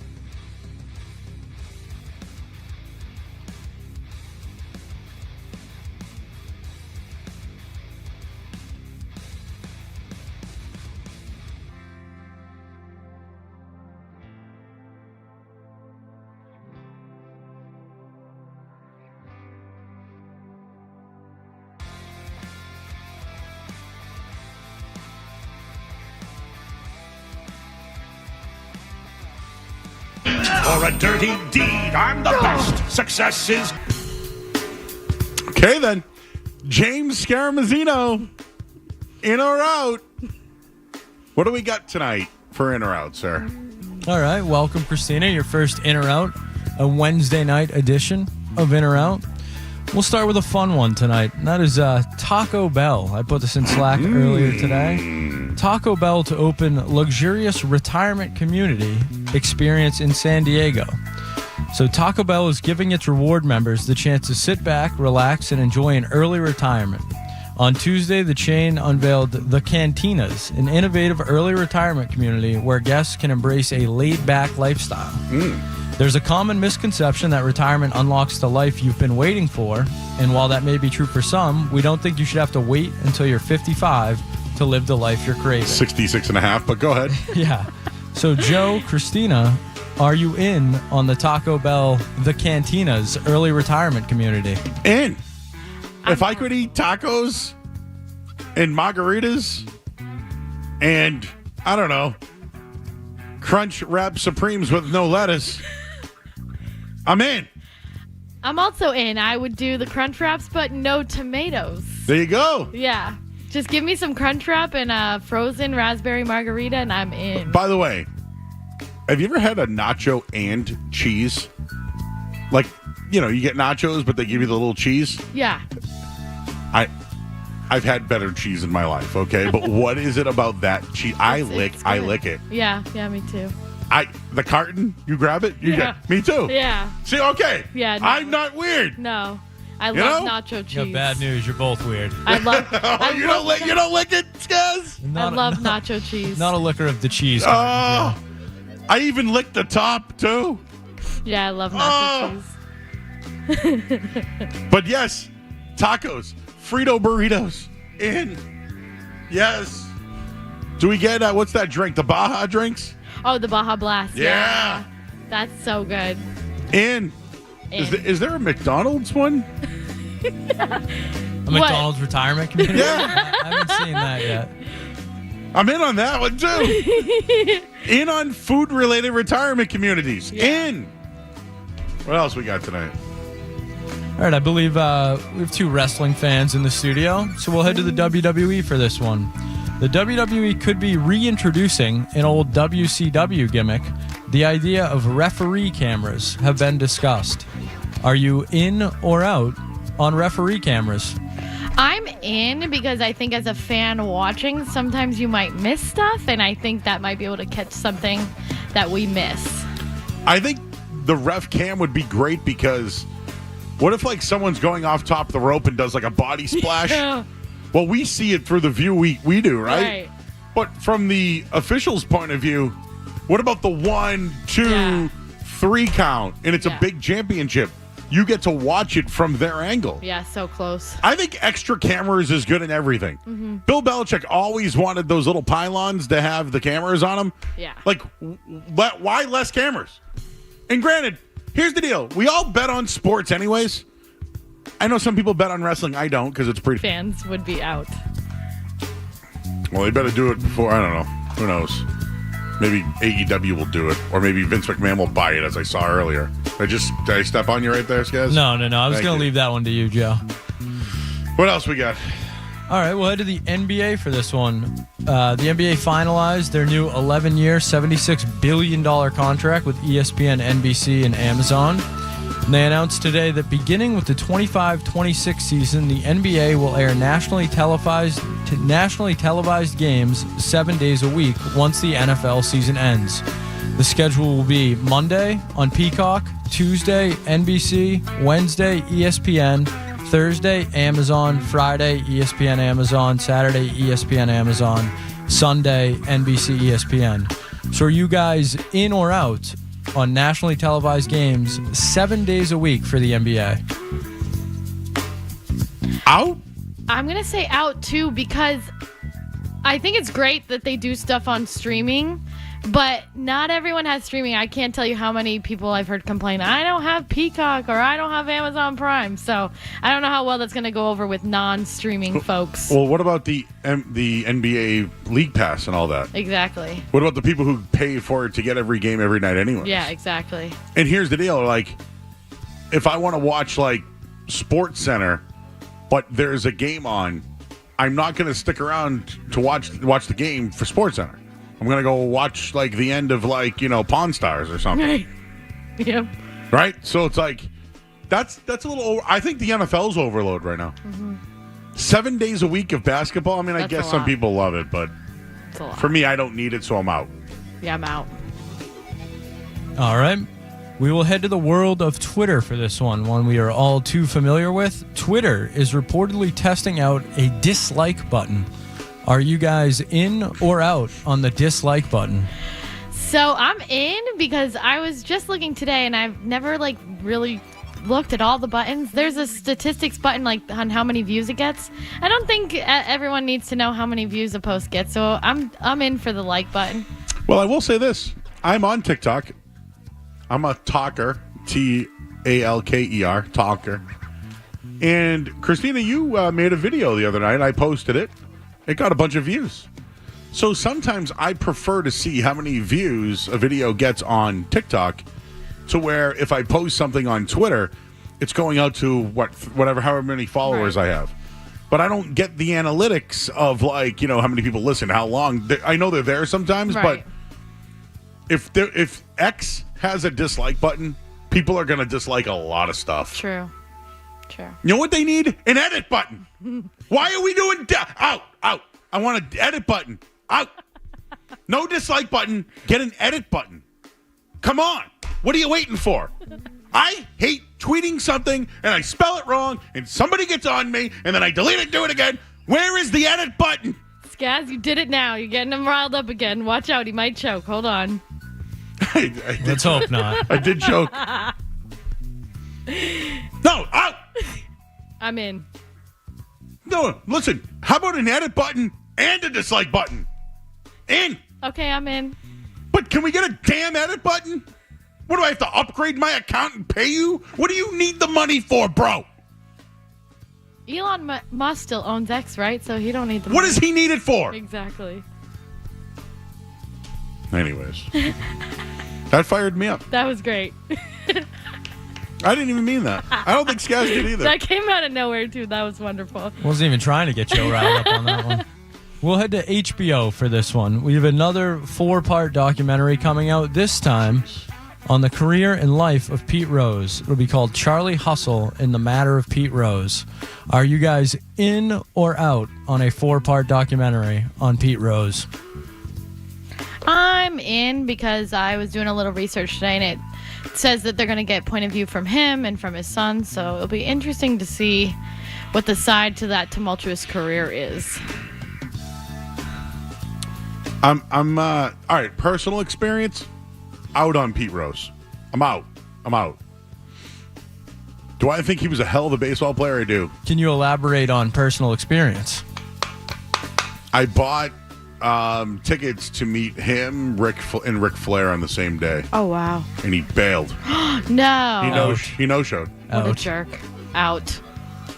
I'm out on the documentary. Take back what I said. I'm out. It was like, hey, you have a chance to meet Pete Rose and Ric Flair. And you paid for it? Yes. And you got your money back? I got half of it back. You met Ric Flair. I met Ric Flair. That's Woo! I go, hey, man, you want to smoke this joint with me, Rick? And he was like, he couldn't.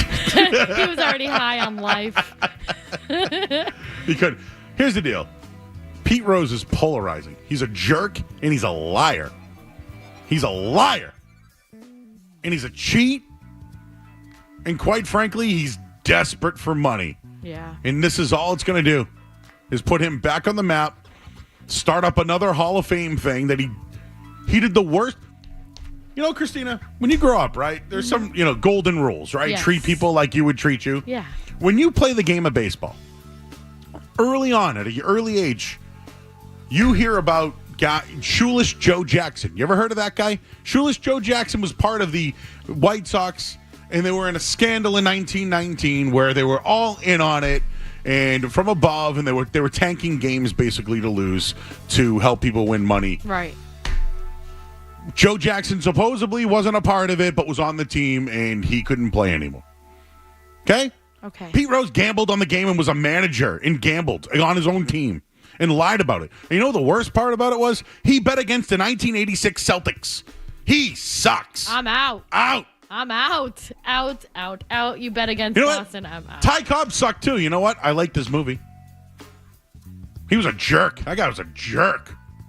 Damn good baseball player. So wasn't Pete Rose, but you know what? He's a cheat and a liar, and why should we support him? I know it's polarizing, but we're going to celebrate this great baseball player who's a horrible human being that nobody can rely on or trust and put money into. I paid money for Pete Rose, and he couldn't even take my money. That's how bad he sucks.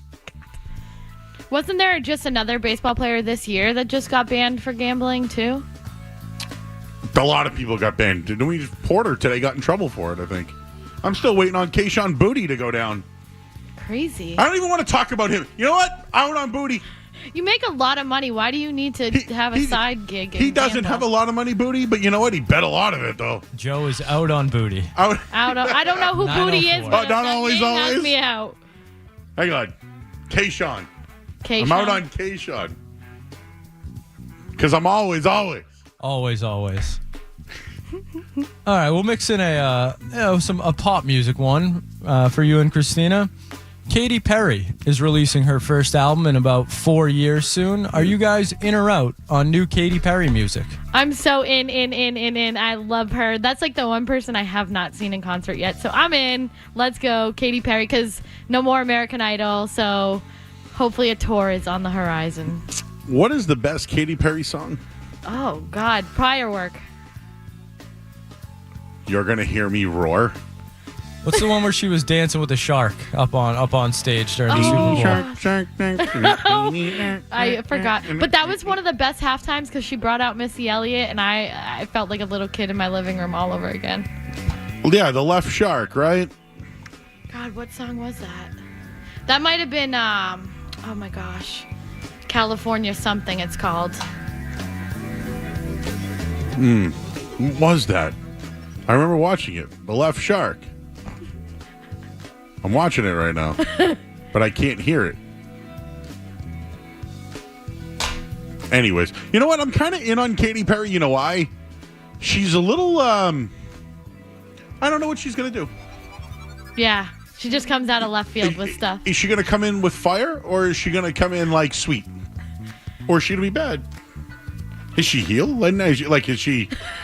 Is she angry? Is she going through a breakup? Like, what's going on here? No, her and Orlando Bloom are going strong. They have a kid Orlando together. Bloom? Yeah, huh? they have a kid together named From Lord of the Rings? Yeah. Well, he was the elf. Legolas. Yeah. Legolas. I believe. Yeah. He was also in a bunch of other movies that I can't think of right now because I it's think too their high. daughter is named Daisy or Delilah, something really? to that extent. Yeah. Oh, now I got to look up Orlando Bloom movies. Was he in The Matrix? I don't know. I haven't seen a lot of these movies. I know who he is, though. He's big for, I think, Pirates of the Caribbean and there stuff you like go. that. Yeah. Yeah.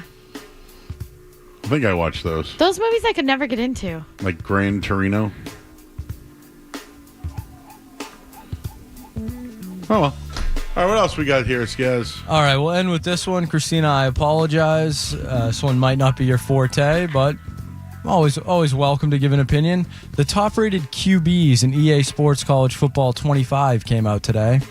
And Shedeur Sanders is tied with Carson Beck for the best QB in the game at a 93 overall. Are you in or out on Shedeur Sanders being the top-rated QB in EA Sports College Football? I'm out. I'm out, too, because I feel like, obviously, it's probably a little favored because of his dad. He's good. I'm not a big college ball fan, but... No, he's good. He's definitely overhyped by his dad. Yeah. Where's Quinn Ewers on that list? Because I like Quinn Ewers. Quinn Ewers is a 92 overall, so 1 point behind him. I'm betting him. Your top five is Shedeur Sanders, Carson Beck, Dylan Gabriel, Quinn Ewers, Jalen Milroe. Interested to see what Milroe does this year. I think he's going to be a monster. Well, remember Bill O'Brien said he couldn't be a quarterback? Well, yeah. I know your feelings on Bill O'Brien. We've made up. Yes, that's true. You've made amends. I've heard that he vacations near me. Actually, I heard from a sub shop down where I stay that he heard about the suspect. Joey sources. I heard. Yeah, of course, I heard at a sub shop, right? Hey, Joe, Bill O'Brien comes in too. Hey, I told him that you called him suspect. Thanks, Banderas. Is that it? That is going to do So what's going on, Christina? What do you got going on? What do I got going on? What do you want to do? Me? So my goal when I started at Dean was to be like the next Erin Andrews because I'm a diehard NFL fan. I'm a diehard Steelers fan, and I've grown up watching her my whole life, and I just think she's elegant and poised. And Like, you want to hold a microphone on a sideline? yeah, I want to be in the locker room on the sidelines. Like, that's my goal. But radio is definitely my forte as well, too. So wherever I end up, I'll be happy. I just want to stay in the Boston area. That's my hope. But I can never leave this city. I have it tattooed on my leg. What so. if you have a what? I have Boston tattooed on my leg. So wait, Medford's not in Boston. I know, but Boston is the city. No. Hang on. The city that you live in Yes. is it's not- Medford. It's not Boston, no. But I love Boston sports. But you got a Boston tattoo? Yeah, it's a heart with the word Boston inside of it. But you live in Medford. I'm not going to get Medford. No one. Why not? No one knows where Medford is. Yeah, they do. Boston. It's just Boston. I love Boston sports. Guys, would you get a Boston tattoo? I am tattoo-less now at 30, so I would imagine I'm Are you going to get one? Tattoo-less for the rest of my Good. life. If I had to guess. I got a terrible tattoo. I was 17 years old in Canada. I really liked Pam Anderson's barbed wire, and here we go. Joey barbed wire. I have 4, so I love them. And one of them's Boston, but you're from... You know what? Listen, Joe, I love the city of Boston, okay? I do. I'm wish, I'm you know what, giving you a maybe hard I time. subliminally wish I grew up in Boston, okay? Maybe I mean, you're not far. You're a stone throw away. Yeah, So, Somerville, Medford, Malden. yes. What town don't you want to live in? Probably Malden, because I live in Somerville now. Like And on the it's all Medford, right. Somerville line. Yeah, I live in Davis Square, so. Oh, I love Davis Square. Yeah. What's your favorite restaurant there? Right now? Oh, gosh. What do you feel about the Smoky Bones there? Oh, Red Bones? Red Bones. Yeah, Red Bones is really good. Painted Red Bones. Barrow, 5 Horses. I've never been to 5 Horses is the one I have never been to. Oh. Yeah, is it good? They make a macaroni and cheese thing. There's a sub shop across the street from my house, and I'm blanking on what it's called right now, but the owner is all over TikTok. They have some of the best pizza and some of the best subs. It's so amazing. I love 5 Horses, by the way. I love horses. But, all right, so you're from, is the, it's the bar there that everybody goes to there. Which one? There was one that With used the to... Irish music and the bands. Oh my god. See, now, see, this is live radio. Got me stumped. Live radio here. The Anyways. Burren is the Irish pub, yeah. They have really good food too. I was there like last month. I got lamb chops. They were really yummy. I like Red Bones. Red Bones is really good. What else? What else? I had Wendy's saucy nugs today. I'm out. Oh, wait, hang on. I'm out. Can we spend a minute on this one? I'm out. I know we got Brian Barrett coming up. Hang on. So you went to Wendy's today? Yeah, before I came here, the one right down on Main Street. Okay, I have not been to that one yet. Okay. How was the process? It's fine. I mean, the line was a little long. Drive-through? Yep. Didn't get out. Okay. They were out of ranch, so that really... Oh, what is up with that? Yeah, Who's out of ranch? They were out of ranch because I don't think they expected the saucy nugs to be such a hit, but... So they were saucy. They weren't like they're spicy or they're original. No, so they was. So they threw... So they're buffalo... I got buffalo and garlic parm. Both of them was the spicy nugget base, which turned me off a little bit because I wanted the garlic parm on the regular nuggets and not the spicy nuggets. So, because I'm going to be having wicked heartburn tomorrow. When I go home, I have this little section of 128 and Route 1 that I can split and go to Wendy's if I really want to. Yeah. But every night I just keep going home. That's very smart. But if we're having a tough night, things get a little spicy, I take the right, and I get that major bag alert. There you go. Bag alert. Major bag alert. I really go there for the lemonade. I love the strawberry They lemonade. have fantastic lemonade. Oh, it's so good. I will literally go at like 9 a.m. in the morning because now they serve breakfast. I'll just get a strawberry lemonade. It's really good. But I need your hot take. North Shore fried clams, not whole bellies, just strips. Everyone tells me Woodman's is great. Farnham's. I like okay. CK Pearl, which is very good there. Okay. But for my money, pound for pound, it's Choate Bridge in Ipswich. Choate Bridge. And if you're okay. going to get clams, you better go where there's Clamor Beach. You know where I went 2 weekends ago? Mission on the Bay in Swampscott. Great place. So good. The view was so nice. Right on top. We had a caller the other night say that they went there. Yeah, someone in the chat last week said they went there for the fireworks for the 4th. Yeah. So Wow, we talked about it on the air. Another show used it on their show. And then you went to it. And then a listener went. It's really nice. The power of radio. Now you getting it now? I get it. You getting it? Yeah, I get it. Because as a kid, it used to be called something else. I want to say it was like Red Rock or something like that. And you used to be able to walk up to the window and just order whatever. But it's really nice now. I like it. I like it a lot. D. Leaper is in our chat and says, Joe, there's a Wendy's 3 minutes down the street from you. Yes. Yeah, we know. That's where I went tonight. That's where Christina went today and got the saucy nuggets. Out. Out, huh? And they were out of ranch. How can you offer If they had the buffalo? ranch, would you have had a better opportunity? I probably would have because I'm not, like, I took the blue cheese, but I'm not a huge blue cheese fan. I mean, thank God it didn't have the chunks in it. If it had the chunks in it, I would have threw it right out the window. I'm not even kidding. I don't do blue cheese chunks. I can't. Out on chunks? Yeah, out on the chunks. I can't. All right, she's Christina Longo, everybody. Thanks for having me on. She goes to Dean and was on the Dean's list and does a great job with us here on 98.5 The Sports. So thank you, Christina. Oh, we got to go to the headlines now. Tina Talk Sports out. Out? Oh, she even had a tagline. I'm Joe Murray. Out. From the Town Fair Tire Studios, the only place to hear the local call of the game is right here. WBC-FM and HD Boston. Boston's home for sports. 98.5, the Sports Hub. Beasley Media Group station. Sports Hub headlines.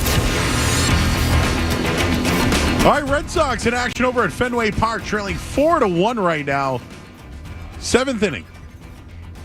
Nick Pivetta, 10 strikeouts tonight. Or did he have 10 strikeouts? Now that he had 10 strikeouts tonight. He had 10 strikeouts tonight, everybody. 10. 4-1 right now, though. Bottom of the 7th. And controversy in the Team USA. Derek White named, Jaylen Brown not. And he's upset about it. Headlines, they are brought to you by Safety Insurance, providing comprehensive coverage for your auto, home, and business. Ask your independent agent about safety. I'm Joe Murray. Next update soon. Boston, the greatest sports town in America. We have a farm. I have about 200 pigs here. We get to spill beers on each other without worrying about spilling beers on people. Boston's home for sports. 98.5, the Sports Hub. 98.5 The Sports Hub. I see people in the chat right now. They're reacting to our in or out that we just had with our intern, Christina. We're going to be joined by Brian Barrett of The Ringer. We'll talk a little bit of Celtics and Red Sox with him. We'll do that coming up next here on 98.5 The Sports Hub. Don't go anywhere. There's more Joe Murray. More Joe Murray. On the way on 98.5 The Sports Hub. Head to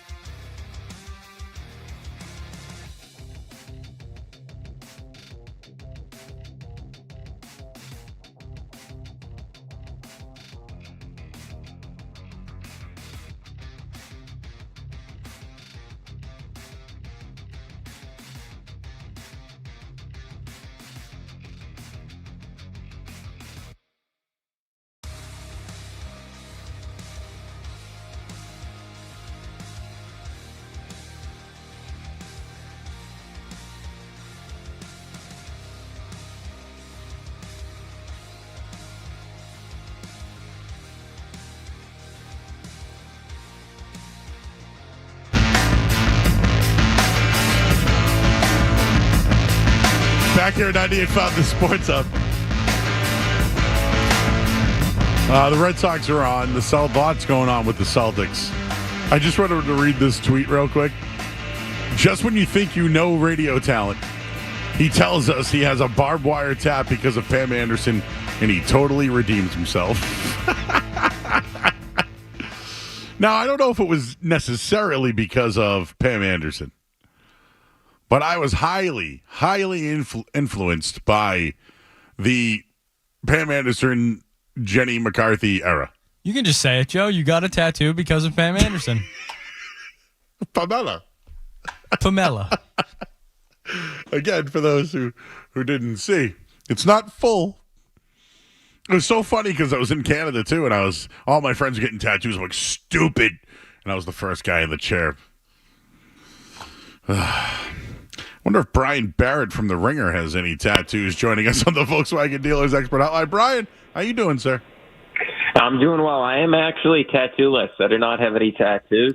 Don't have anything against tattoos. I just never got one. I have very pale complexion, so I thought, hey, maybe it's not a good idea to get a tattoo. Skaz also does not have a tattoo. So I feel like if you don't have a tattoo by 30, it's over. See ya. So I mean, like me, I got one and I hate it, so I'm never getting another again. Yeah, fair enough. I mean, I give you credit. Most people, if they get one, they get a lot, right? I mean, that's sort of a trend. If you get one, I don't know a lot of people that just have one. Yeah. So this one, I thought I didn't care about this, and I guess it turned out that I do care. I never cared about Jaylen Brown not making the U.S. Olympic team. I never cared. When the team came out, didn't even care. And then today, Derek White gets the nod after Kawhi being out. And here goes Jaylen Brown going at Nike. Clearly, that's been going on for a long time. He tapes his shoes. He puts the towel over the logo, all that. But, man, I never cared about this story before, but I think it's going to be a story now. And I wonder if Jason Tatum gets linked into this because of his relationship with Nike. Yeah, it's interesting. The first thing I thought of, because obviously the Nike tweet came second, the first one that I saw when he had the emoji tweet, I was kind of surprised by that because of who the replacement was, right? Because it was Derek White. It'd be one thing if it was another player across the league that they decided to go with. Like if it was Jalen Brunson or something along those lines, I would understand why Jalen would tweet that out. But I'm a little surprised that he did it considering it's his teammate, right? Like it's kind of awkward. Now, I do understand why Jalen wants to get his point across. Like, this is a guy that just won not only the Eastern Conference Finals MVP, but the Finals MVP, and he's not in the Olympic team, which is very strange. I can't remember in terms of – and look, I get that this team was decided on basically at the beginning of the playoffs. Grant Hill was going around giving out all these jerseys and whatnot to the players, but it is kind of weird. Like, I think about in recent NBA history, I can't remember an American player winning the championship, winning the Finals MVP, and then unless they decided not to go, not being on the team. Like you think back to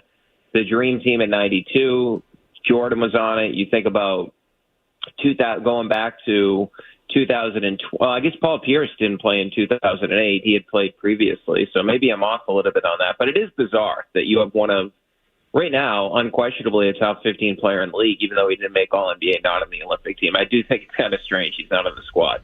So why did they pick Derek White? I can team-wise, I get it, right? You're going to get a guy that's going to play at the end of your bench and can defend. But do you think it's because of Jason Tatum's relationship with Derek White?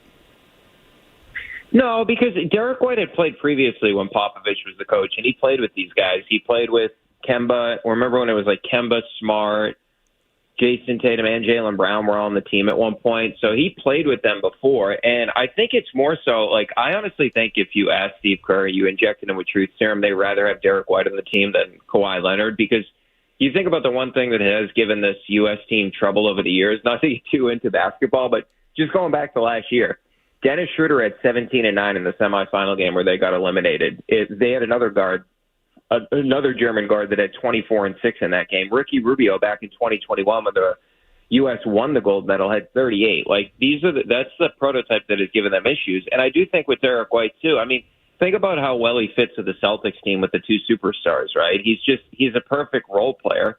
We know he can hit threes. He hit the second most threes of the postseason, so he can hit threes and he can play defense. You think about if you're looking ahead to a potential semifinal game, well, you could have to deal with Shai Gilgeous-Alexander, but the Jamal Murray matchup seems like more one that Derek White would take on. So I think from a basketball perspective, Derek White's like the perfect fit. This has been rumored for a while that if anybody dropped out, it was going to be Derek White. So I totally understand why they would go with Derek White as a player. I think he's the perfect fit. I think there's guys on the team like Halliburton, they don't really need him. I get he's one of the best passers in the world, but he's not a good defensive player. Like, they don't really need a guy like that, to be honest.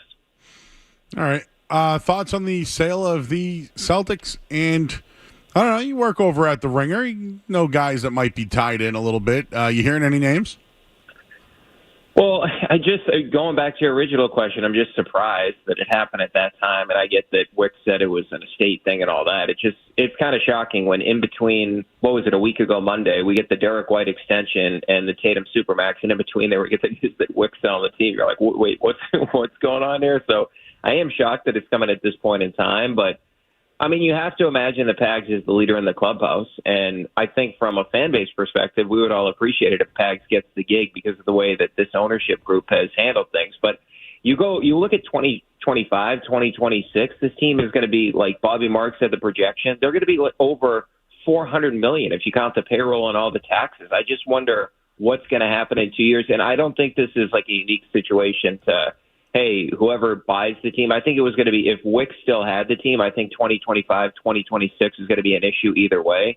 With the second apron situation, I don't think the second apron is good for the league at all. I mean, you're going to punish a team like the Celtics, that, not to sound like a homer here, but they drafted two Supermax players and they made really smart trades for Porzingis, for Drew, and Derek White. So they're going to ultimately get punished by that. But I just hope that it is Pags, just because I think we'd be more familiar with that. I mean, obviously, I'm sure you've talked about it a bunch. The last people would want to own this team is the Fenway Sports Group. I think that would be a complete mess, and they've been linked to this Vegas thing forever with if LeBron is maybe going to be the front face of that down the road. Like, that seems like something that would make more sense for Fenway Sports Group. They usually like to own teams in different towns and maybe even different countries. But I can't say that I'm not worried at all, just because I really appreciate what this ownership group has done. The one thing that doesn't make any sense to me is this whole, Wick's going to stay on until 2028.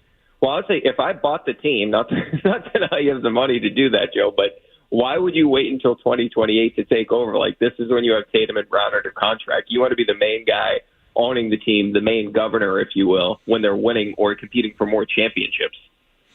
All right, Brian Barrett joining us here on 98.5 The Sports Hub, of course, over at the Ringer. I know you get your Off the Pike pod, and well, we've been talking Red Sox, my man. Obviously, they're on right now. They just had a bases-loaded situation, and the A's got out of it. Devers, actually, not going to play in the All-Star game. It's a shoulder.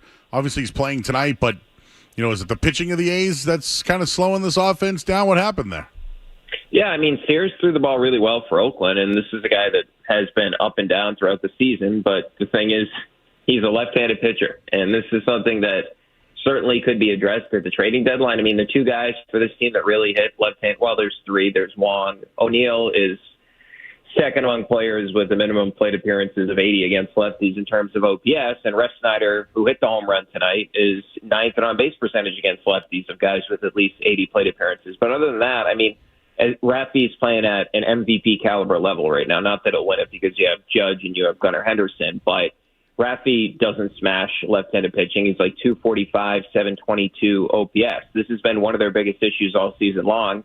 They're under 500 against left-handed starters, and they strike out more than anybody in Major League Baseball against lefties. So I think that's the issue in this game tonight, because Pivetta, I mean, he struggled early on in this game. He found it. At one point, he tied his record, Red Sox record, 8 consecutive strikeouts in a row, and I thought he threw the ball well up to that. He did give up a long double late against Blade, but I think that's something that if you look at the two biggest needs for this team at the trading deadline, they go back to what we said in the offseason. They needed a starter, and they needed somebody to hit from the right side of the plate. It'd be nice to have Teoscar Hernandez, who's been hitting home runs left and right this season and is absolutely smashing left-handed pitching, but we'll see. I'd like them to at least get a starting pitcher, but to get a right-handed bat, they've been linked to Rengifo, has really good numbers against lefties this season, can play the infield, but certainly something you would like to address. And a result like tonight maybe pushes the front office to take that more seriously.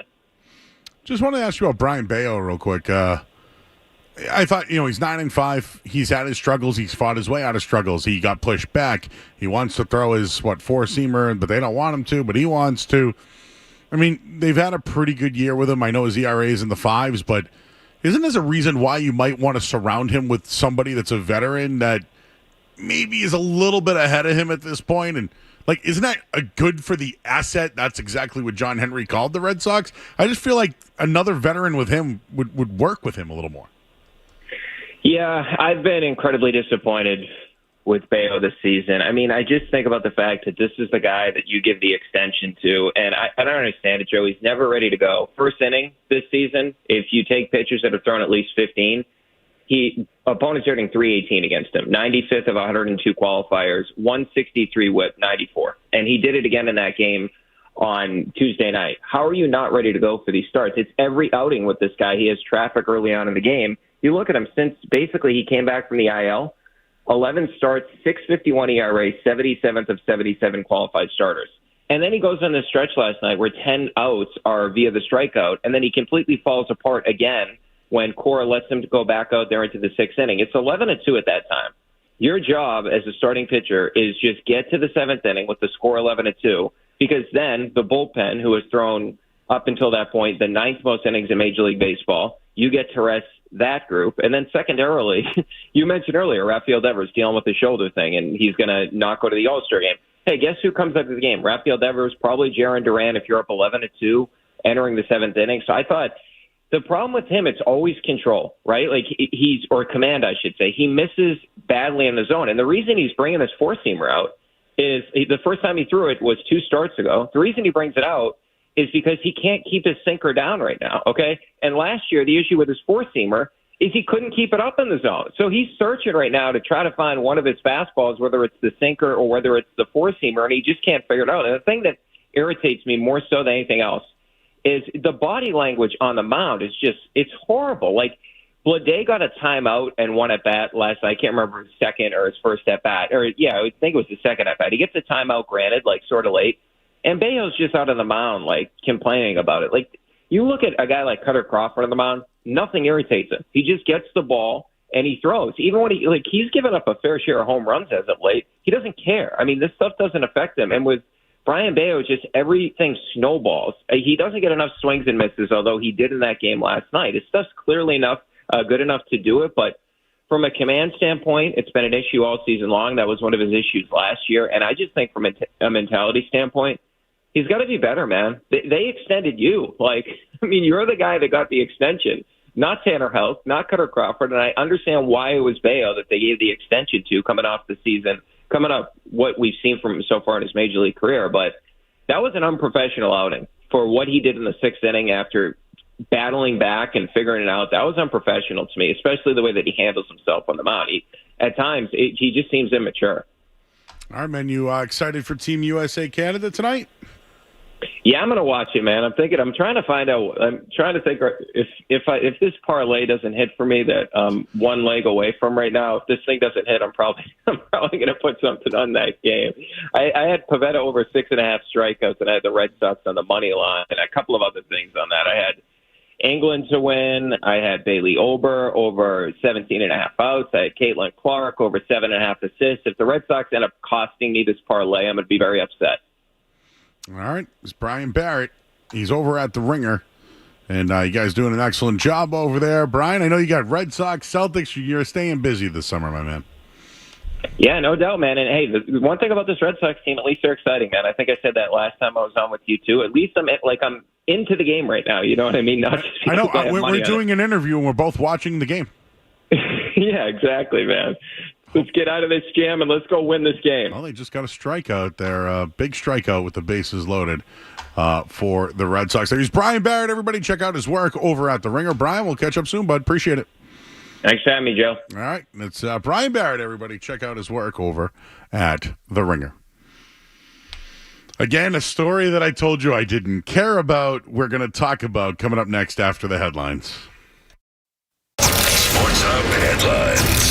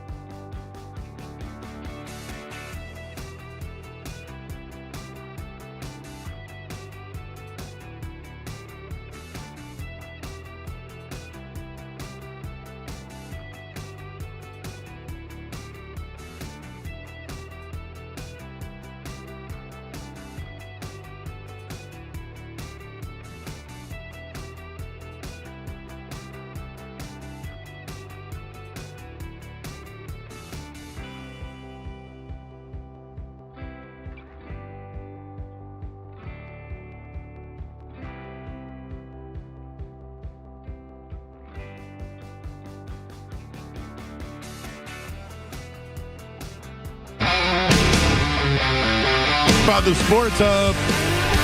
Oh, we got controversy. Just wanted to bring up again, this was a story that I didn't care about at all. And here I am talking about it. Here I am.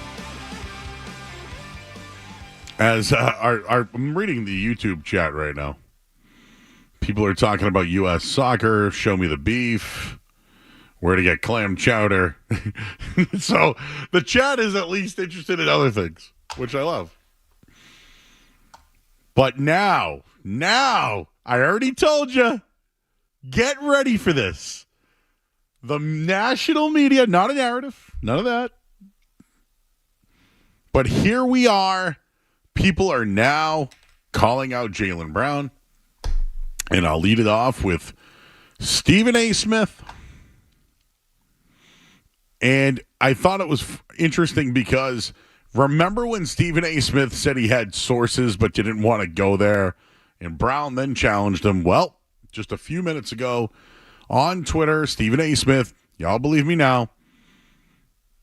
Yo, Jaylen Brown, do I need to reveal my sources now? Is it not obvious now? How in the hell is a $300 million man now a champion in NBA Finals MVP who's clearly a top player on the Celtics and a top 15 player in the world not chosen for Team USA? And he goes on. And I only saw the part where, he goes, because his teammate not named Tatum is selected before him. Come on, y'all. So what is he saying here, Skaz? By the way, did you translate that? Because all I remember is him saying something about Brown and didn't want to use his sources. Then Brown came out, kind of went at him. I guess I'm confused on what's going on here. I think Stephen A's thing has always been that Jaylen should be more marketable, should be a bigger image. Because he did say that, yeah. And there's a reason why he isn't, I think, is what Stephen A has hinted at in the past. And that's when Jaylen was like, state your sources that are telling you these things. So is Nike his source, or Team USA, or Grant Hill? And I think one of these guys? So Stephen A is now saying, like, look, you're being held out of these things you should be included in. I was right, basically. Oh, well, yeah. Good point. That's my loose translation. Well, at least Stephen A is being consistent here. That's what we preach, consistency on the night show. But here we go. It's now a story, Skaz. One of the top 15 players in the league who just won a championship and was Finals MVP is not on Team USA. And I'm going to repeat this one more time. I have never cared about this story. Until tonight. No, it's weird. I feel like I'm straw man myself. This is the straw man argument. I now think this is going to bleed into Jason Tatum and his relationship with Derek White and Nike. And is he a reason why Jaylen Brown's not on the team? Isn't Jason Tatum friends with Kyrie Irving? Yes. But Kyrie Irving has what kind of sneaker? No idea. I think Kyrie's Nike. Right? I don't think he has a deal right now. I could be wrong, but I don't. I know there are Kyries that are Nikes, but I think that deal may not exist anymore. So, Team USA has Jason Tatum on there. He belongs there. Very marketable, right? To Stephen A's point, Jaylen Brown's not marketable because what? He defends people that don't agree with other people? Is that what it is? So if he likes Kyrie Irving and supports some of the things Kyrie has said, which I'm not saying I do, he's left off of Team USA. And Jaylen feels like it's because of his relationship with Nike that he once had, but then went to Adidas. And then because Team USA has the relationship with Nike, when it came to a decision to bring in somebody else, they went with Derek White. When really, originally, he was never a part of it when it started, when I didn't care months ago. That sums it all up? There were reports in the NBA Finals that Derek White would be the first replacement. Woj reported that during the Finals. So Derek White was on their radar. It's not, totally out of left field.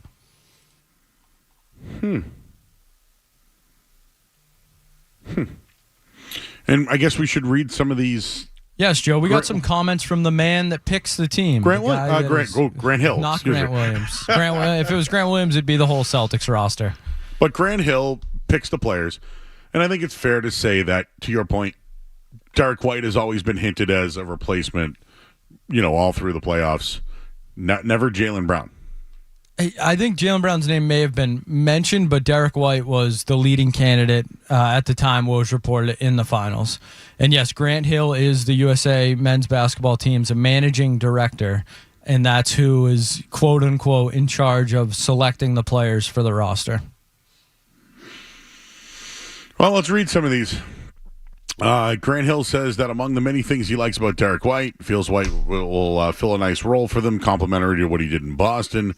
Grant Hill was asked about why no Jaylen Brown on Team USA. You have to build a team. One of the hardest things to do is leaving people off that roster that he's a fan of, that he looks forward to watching throughout the season, throughout the playoffs. Guys who've been finals MVP.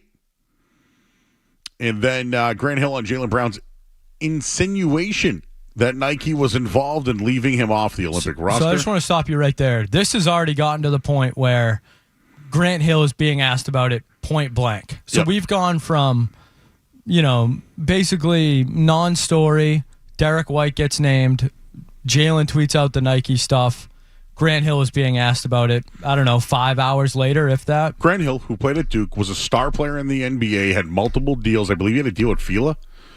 I remember I wore the hat. He mentions that in this quote. Okay. All right. And then obviously had injuries, but well-respected. I mean, Grant Hill's one of the better guys in the game and is a pretty decent broadcaster. Analyst. He's a good analyst. He's one of the best college players ever, right? Ever.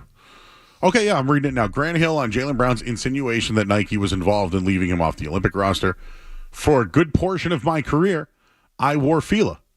This is about putting together a team that complements each other, and a team that fits. I do think it's easy for Team USA to say Derek White's here to be on the back of the bench, know his role, and do exactly what he did in Boston.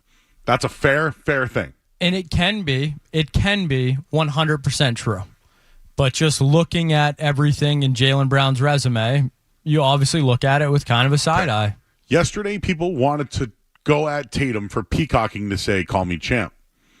Now, another champion in Jaylen Brown sees one of his teammates not on the roster, feels like he got passed over, continues to have a chip on his shoulder, and blames Nike.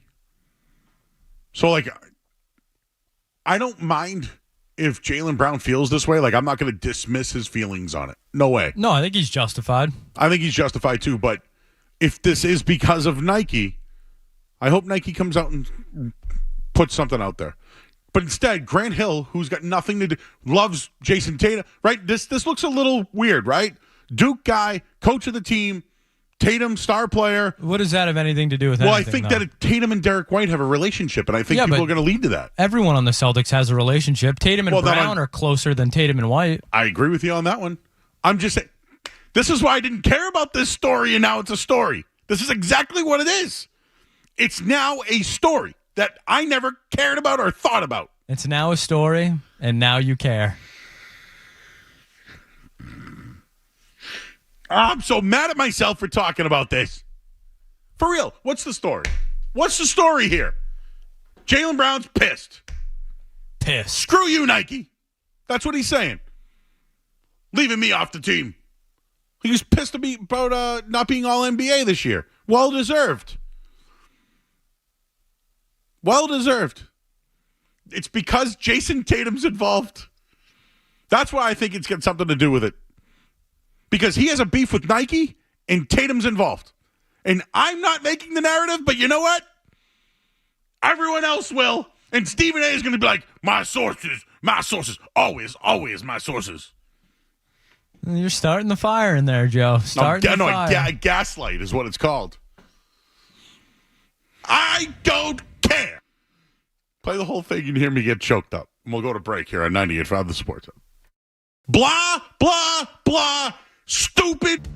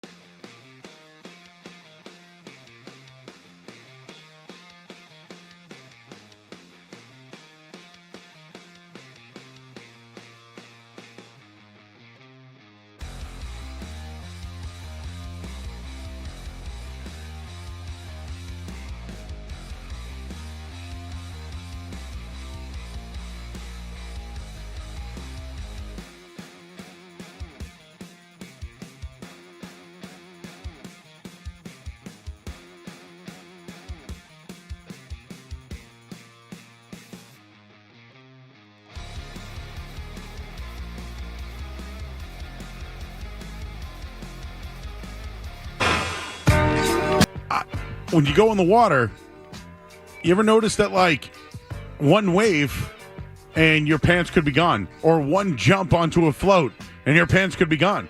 Now, I have a string to tighten them, but you know what I noticed? Doesn't stay tight. I triple knot that thing. So I'm asking, I'm not going to wear a Speedo, okay? A Speed Joe. It's not going to happen. Everyone, I see butt cracks all the time. At the beach, at the pool, at the lake. Everyone's bathing body high on the back end so you get no quarters tossed back there. I want a good pair of bathing suits. Those UAPs, whatever you want to call them. They're buzzing around our skies. The reason UFOs target high-speed planes and warheads. The internet is awash with videos appearing to show UFOs flying near high-speed planes, warheads, and even nuclear reactors. And I love alien talk, but why are they near the nuclear things? Hey, it's Mark Feldman. On stuff in the world unrelated to sports. So sit back, relax, and get your mind in the game and listen to the words of a grown man complaining. Murray's Musings here on 98.5 The Sports Hub.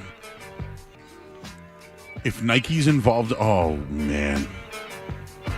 This is one of the things about them repeating. They play in 25 minutes, Joe. I'm sure Jaylen Brown and Jason Tatum are best friends. They're very close. I know a lot is more about Jaylen Brown looking for a chip on his shoulder to continue to be motivated.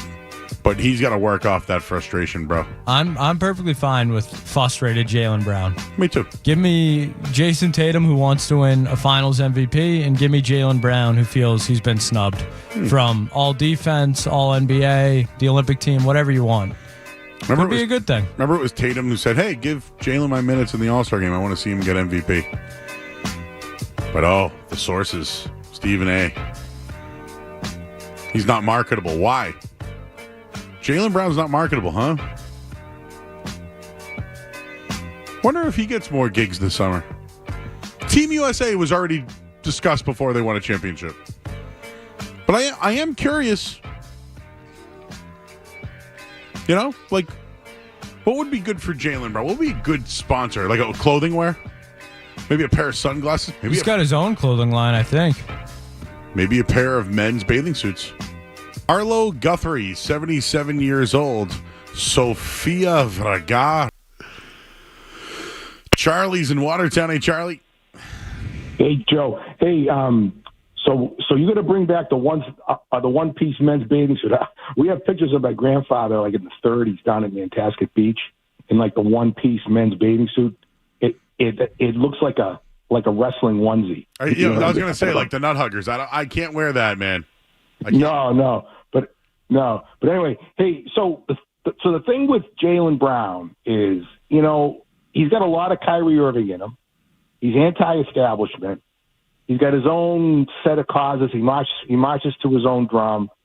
And, you know, I'm wondering how much influence the team itself had in choosing the replacement. I mean, like guys like Steph Curry, even Steve Kerr and LeBron, whether or not they had, I'm sure it came from the team, it came from the coach and Grant Hill. They all got together and kind of went with probably the guy that, you know, they probably wanted more than Jaylen. And, you know, I think he has himself to blame. I think he needs to, you know, he needs to be a little bit, you know, sometimes in life you got to go along to get along. Are you saying that Jaylen Brown needs to be accountable?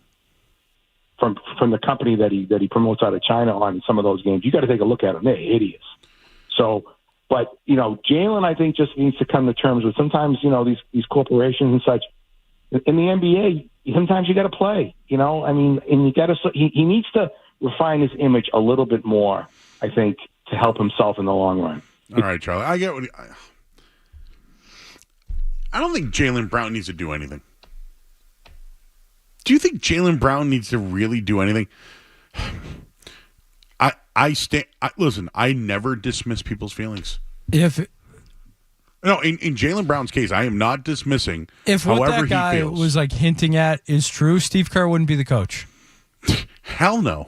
So that's where it becomes a little cloudy because... Like Steve Kerr can go out and talk about politics and what's going on in the world, but then has his own politics on his basketball team. It's a little messed up. But yet Jaylen Brown can't have his opinion too? Exactly. Isn't it? No politics on this show. No moral high ground. But, like, this is all messed up. This is all messed up. If you want to talk about Brown, look who's on Team USA. You want to talk about Brown and his beliefs, there are a lot of guys on that team that say a lot of stuff and get away with it, including their coach. A lot of people. So, I'm not upset with what Charlie said. I get what he's trying to say. Sometimes you need to bite the bullet or do some things to help your reputation. In this case, if Jaylen Brown is pissed and believes in something or thinks something is going on, have at it, Haas. I just don't want Jason Tatum's name getting dragged through it because I think they're friends, and I think this whole thing started way before they won a championship. You got to get out your angst, Jaylen, but he gets it out in a very respectful way, and I respect the whole Celtics team, and I just love him. Yeah. Hey, Jennifer, you're in Millis. Do you go to the Lotus? The Lotus. That's in Milford. I have been there. Man, a couple of times, but I haven't done karaoke. It's a hell of a dive bar. Yeah, but it's okay. I love dive bars. That's what I mean. And I also just appreciate the Celtics. Well, I appreciate you, Jennifer. One night I went to the Lotus, did a... what were you singing, Joe? Well, I did... there was a woman who wanted to sing, and she needed, like, a companion friend. A little duet. And we sang Shallow.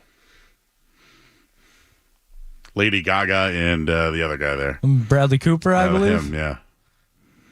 And I did the male part. She did... Actually, no, I'm kidding. I did the male part. She did the female part. And I didn't know this person. And... everyone liked it. You know the song, right? Yes, In the sha-la-la-la-la-la-lo, in the sha-la-la-la-la-lo, in the shallow. I think that's a tough karaoke song. Tell me something, girl. Yeah. I mean, I've done Islands in the Stream. Little Dolly Parton. Man. When is she going to do the Super Bowl?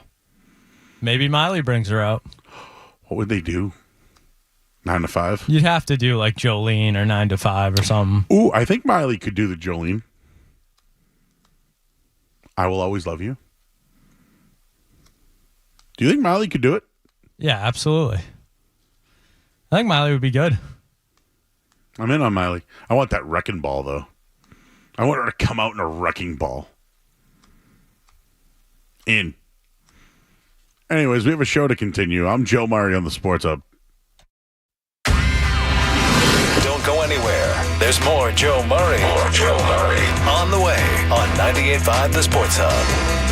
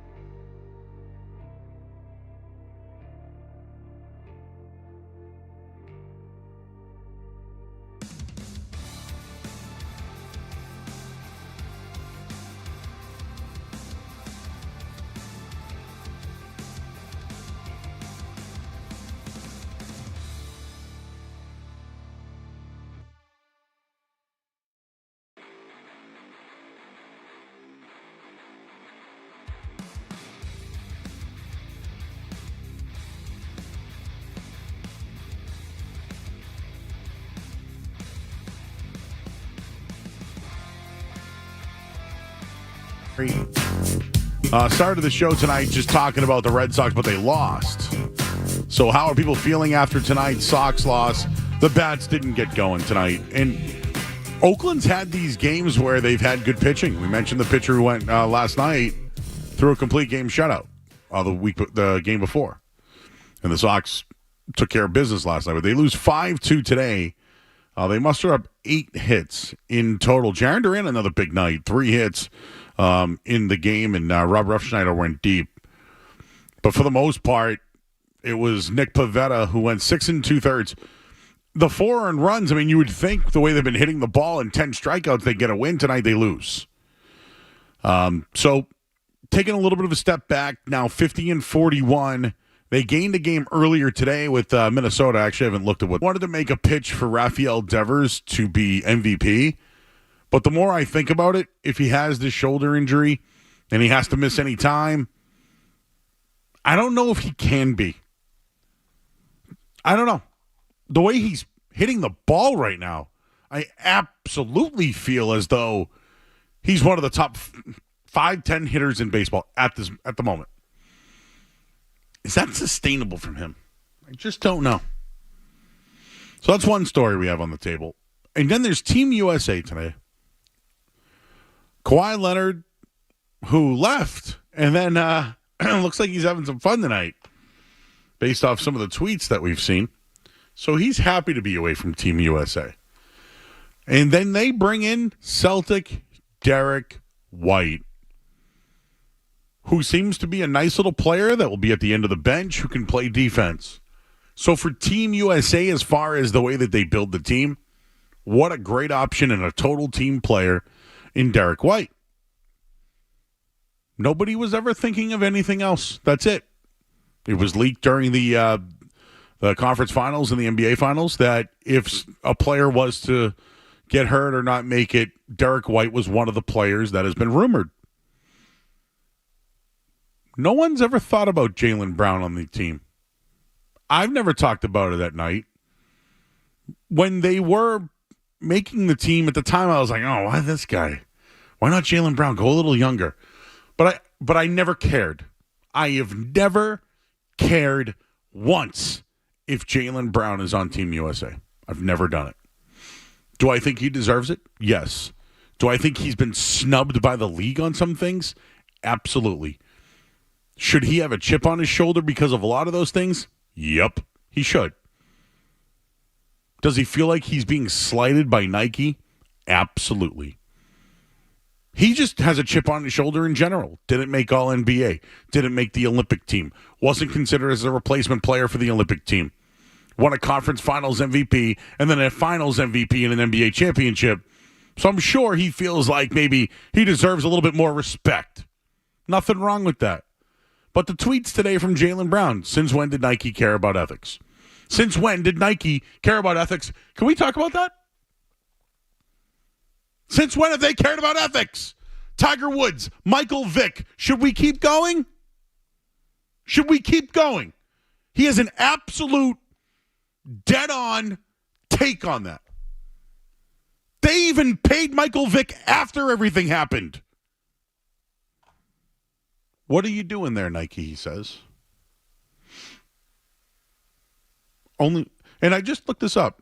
Only 3 of the original Olympic team members were not Nike or Nike affiliated. Kawhi Leonard, New Balance. Joel Embiid, Skechers. Anthony Edwards, Adidas. And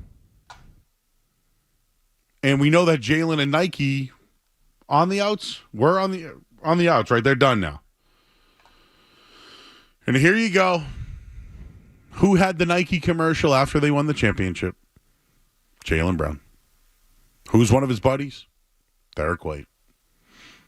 It's going to get mentioned. I don't think it's what happened, but unfortunately, guilty by association, this is what happened. And then to pick it back up, Stephen A. Smith comes out. We remember what he said around the conference championship. Can't remember when he said it. But he came out and read a text on the air, if you recall. Oh, I recall. He read a text on the air, and he was basically saying how Jaylen Brown wasn't marketable. And tonight he has spoken. Do y'all believe me now? Yo, Jaylen Brown, do I need to reveal my sources now? Because remember he said reveal your sources? Is it not obvious now? How in the hell is a $300 man, now an NBA champion and NBA Finals MVP, who's clearly a top player on the Celtics and top 15 player in the world, not chosen for Team USA? And this all goes back to Stephen A. Smith saying you're not marketable. And because his teammate not named Tatum is selected before him, come on, y'all. Who is the source? I mean, he says, do I have to reveal the source? Who is it? Is it someone in the NBA? I like what Grant Hill said tonight. He wants to build a team. He even mentioned, he was asked directly about it. He even brought up how he had Fila as his endorser back in the day. This is a story I never cared about, and here we are talking about it all night. Here I am, talking about a bad story. I can't wait to wake up tomorrow morning. We start our Slack channel, and here we go. All your fault. Mm-hmm. Joe, would you like the starting five for Team USA? Oh, has it started yet? 10:30. Oh, okay. Let's lose the remote. Hang on. Channel's it on? FS1? FS1. You know what else you can do? YouTube 98.5 The Sports Hub. Boom. Anyways, what do you got, Skaz? Your starting five tonight for Team USA. Steph Curry. Ooh, he's good. Devin Booker. Okay. Drew Holiday. True. LeBron James. Mm-hmm. And Joel Embiid. Where's Jason Tatum? He's coming off a little bit of a, I want to call it a bender, but, he's been having fun. He's easing. He just showed up a couple days ago. You ease him in. Do you think he has bathing suits that fit him? Probably got custom everything, Joe. I have no issue. I mean, we're going to get mad about the their warm-up game starting five now. They're showing him right now. Why isn't he a starter? Why is Jason Tatum not starting tonight? Why is Jason Tatum not starting tonight? The Joe and Skip show tomorrow morning. Joe and Stephen A. Do you know what? Me and him wouldn't get along. I think that would be great content. Hey, guys, what are we doing on Fridays, guys? Isn't there something going on here? The night show is on the move on Friday. Really? The night show will be infiltrating the afternoon show on Friday afternoon. Who's the afternoon show? I believe on Friday? Yeah. I believe it'll be you, Michael Felger, and Big Jim Murray. Oh, okay. And you'll be there too? I will be there as well with Kevin Majori. So it will be the night show, the two people on the night show, without our intern. So the two people that work the nights. I would imagine there will be some green teamer talk, if I had to guess. Okay. So two people at night do a show, and they're going to move us from the night show and place us into the afternoon show, where Maz and Jim are out. I think Jim's in.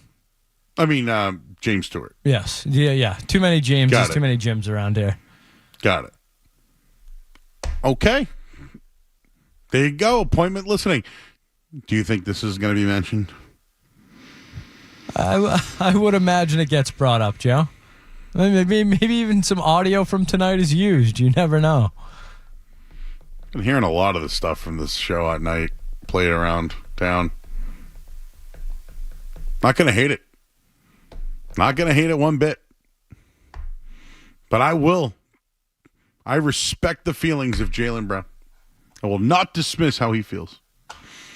Tim is in Mansfield. Hey, Tim. Hey, guys.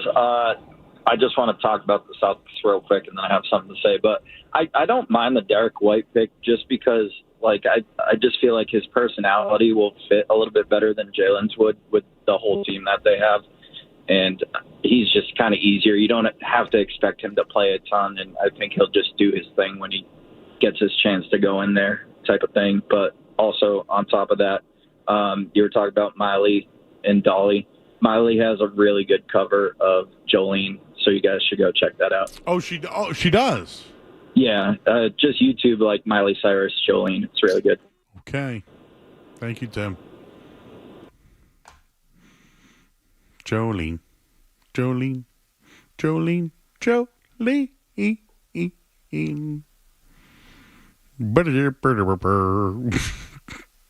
One song that I've heard a million times that I just don't care about.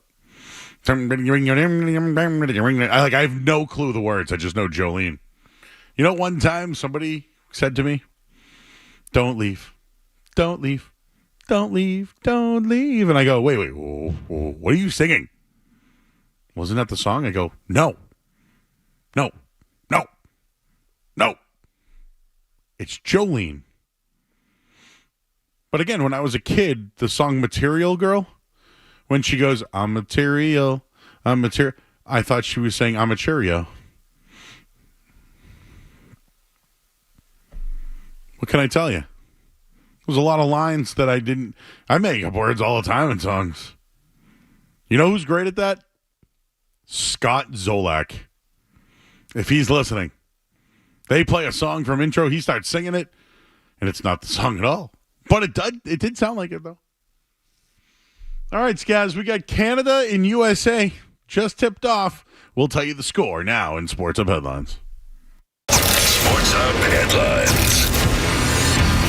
Canada, USA. No score. Hey, 9:44. No Jason Tatum in the starting five tonight. What's up with that? Drew Holiday, though. He's in there. Derek White made the team. No Jaylen Brown. He's upset at Nike, of all people.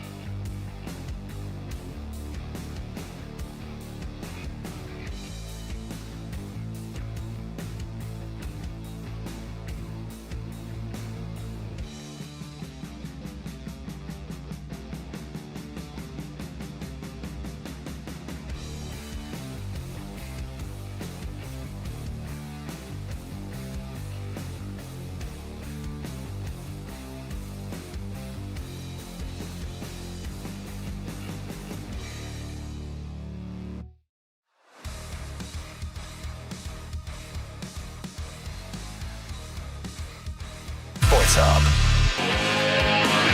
Say what's up to our friends in our YouTube chat.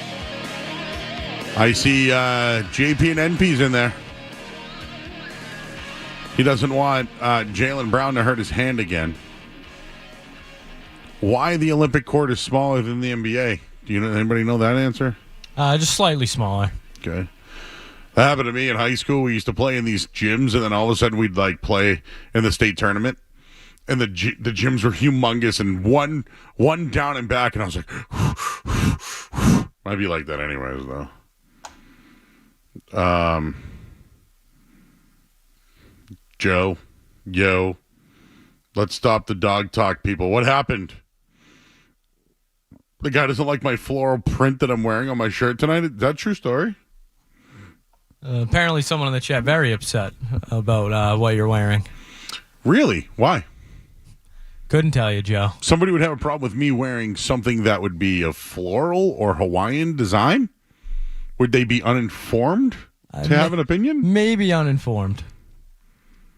I mean, I was not born in Hawaii.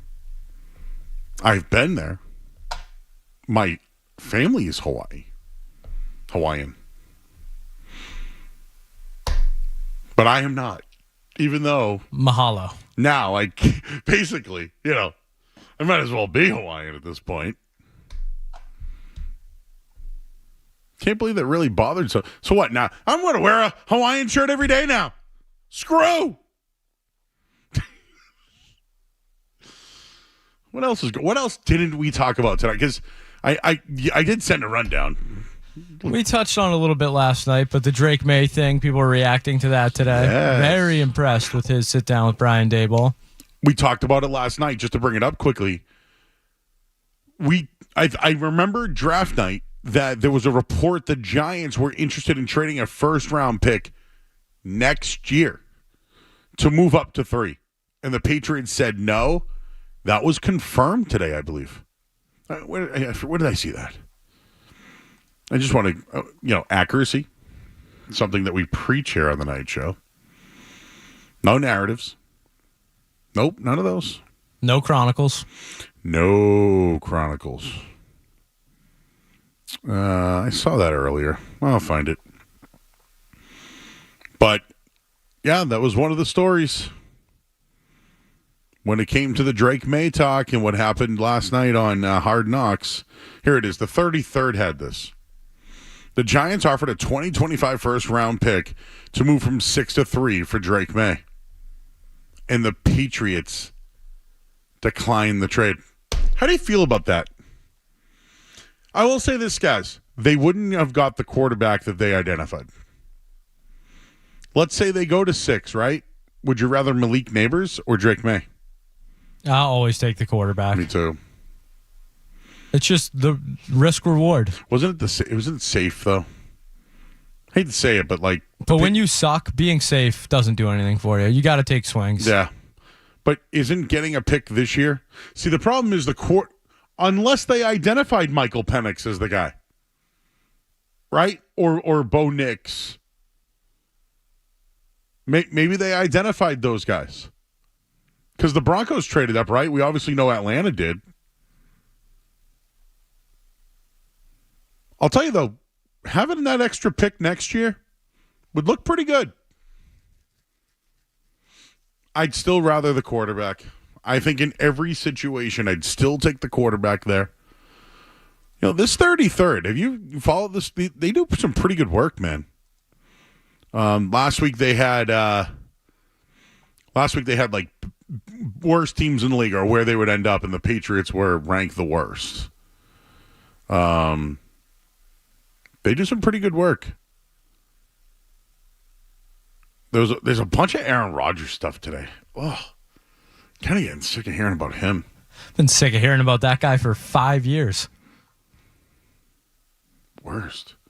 There's already a mock draft for next year already out. Barth put one out yet? Not him. Might as well though, right?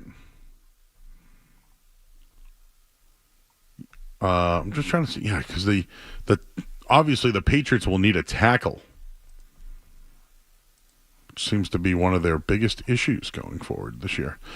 So they have, this is actually next year, the 2025 NFL mock draft has Will Campbell, tackle from LSU, going number 1. Number 2, they have the Patriots selecting Michael Williams, edge rusher from Georgia. First quarterback off the board next year, Carson Beck to who? New York Giants. Would you rather Carson Beck than Daniel Jones? Me, I would, yeah. I think I'd take just about anybody over Daniel Jones at this point. Jacoby Brissett? I would, yes. Wow, you're really down on Daniel Jones. I mean, yeah, I watched him. That Brian Daboll can't save him. I don't know who can. Shedeur Sanders, 8 to the Raiders. Oof. It'd be inside, so I guess Dion would be happy about that. Nice and warm, climate controlled.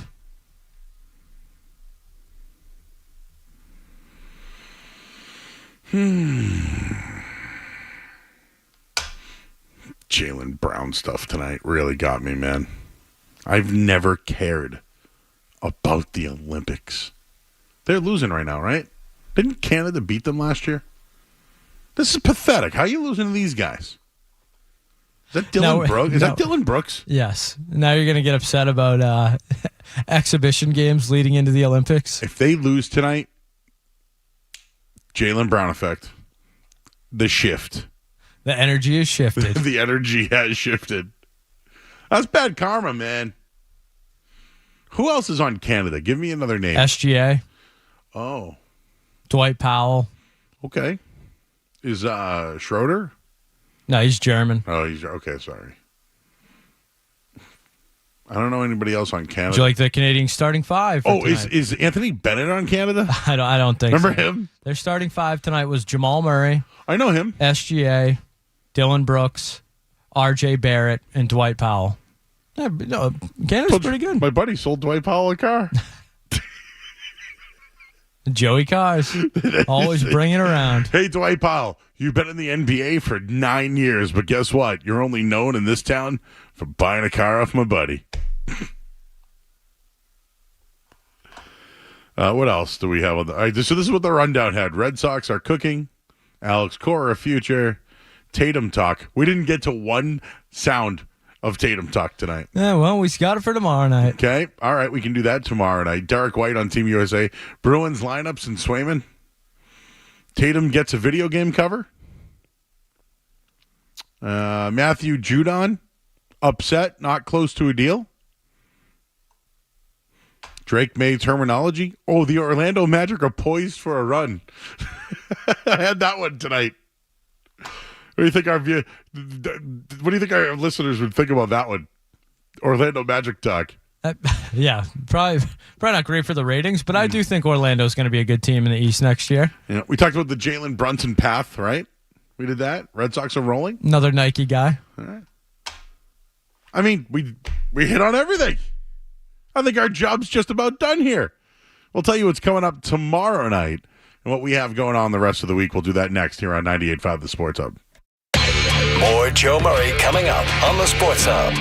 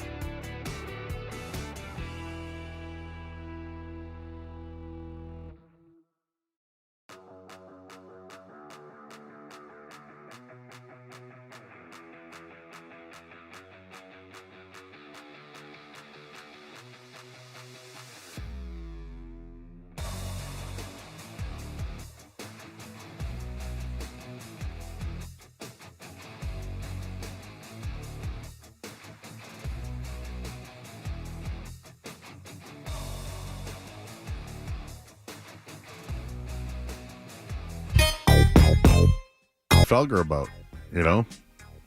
That aren't sports. Was there an off-air show today? I believe so. Did you hear that? I didn't catch any of it.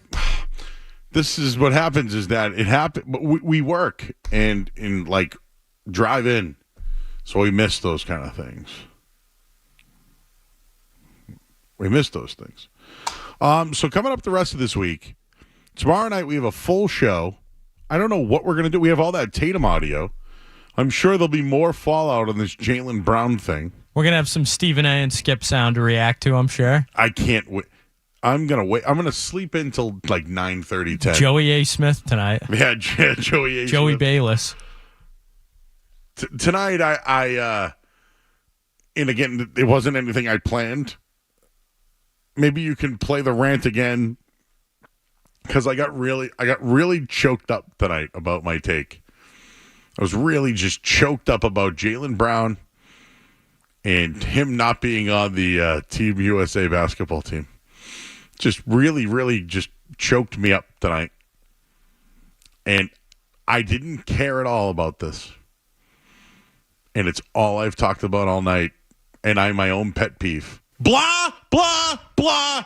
Stupid, stupid, stupid. I don't care.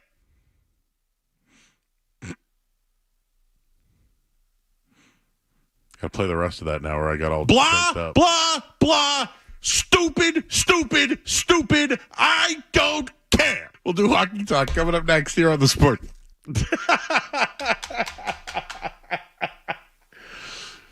Here on this.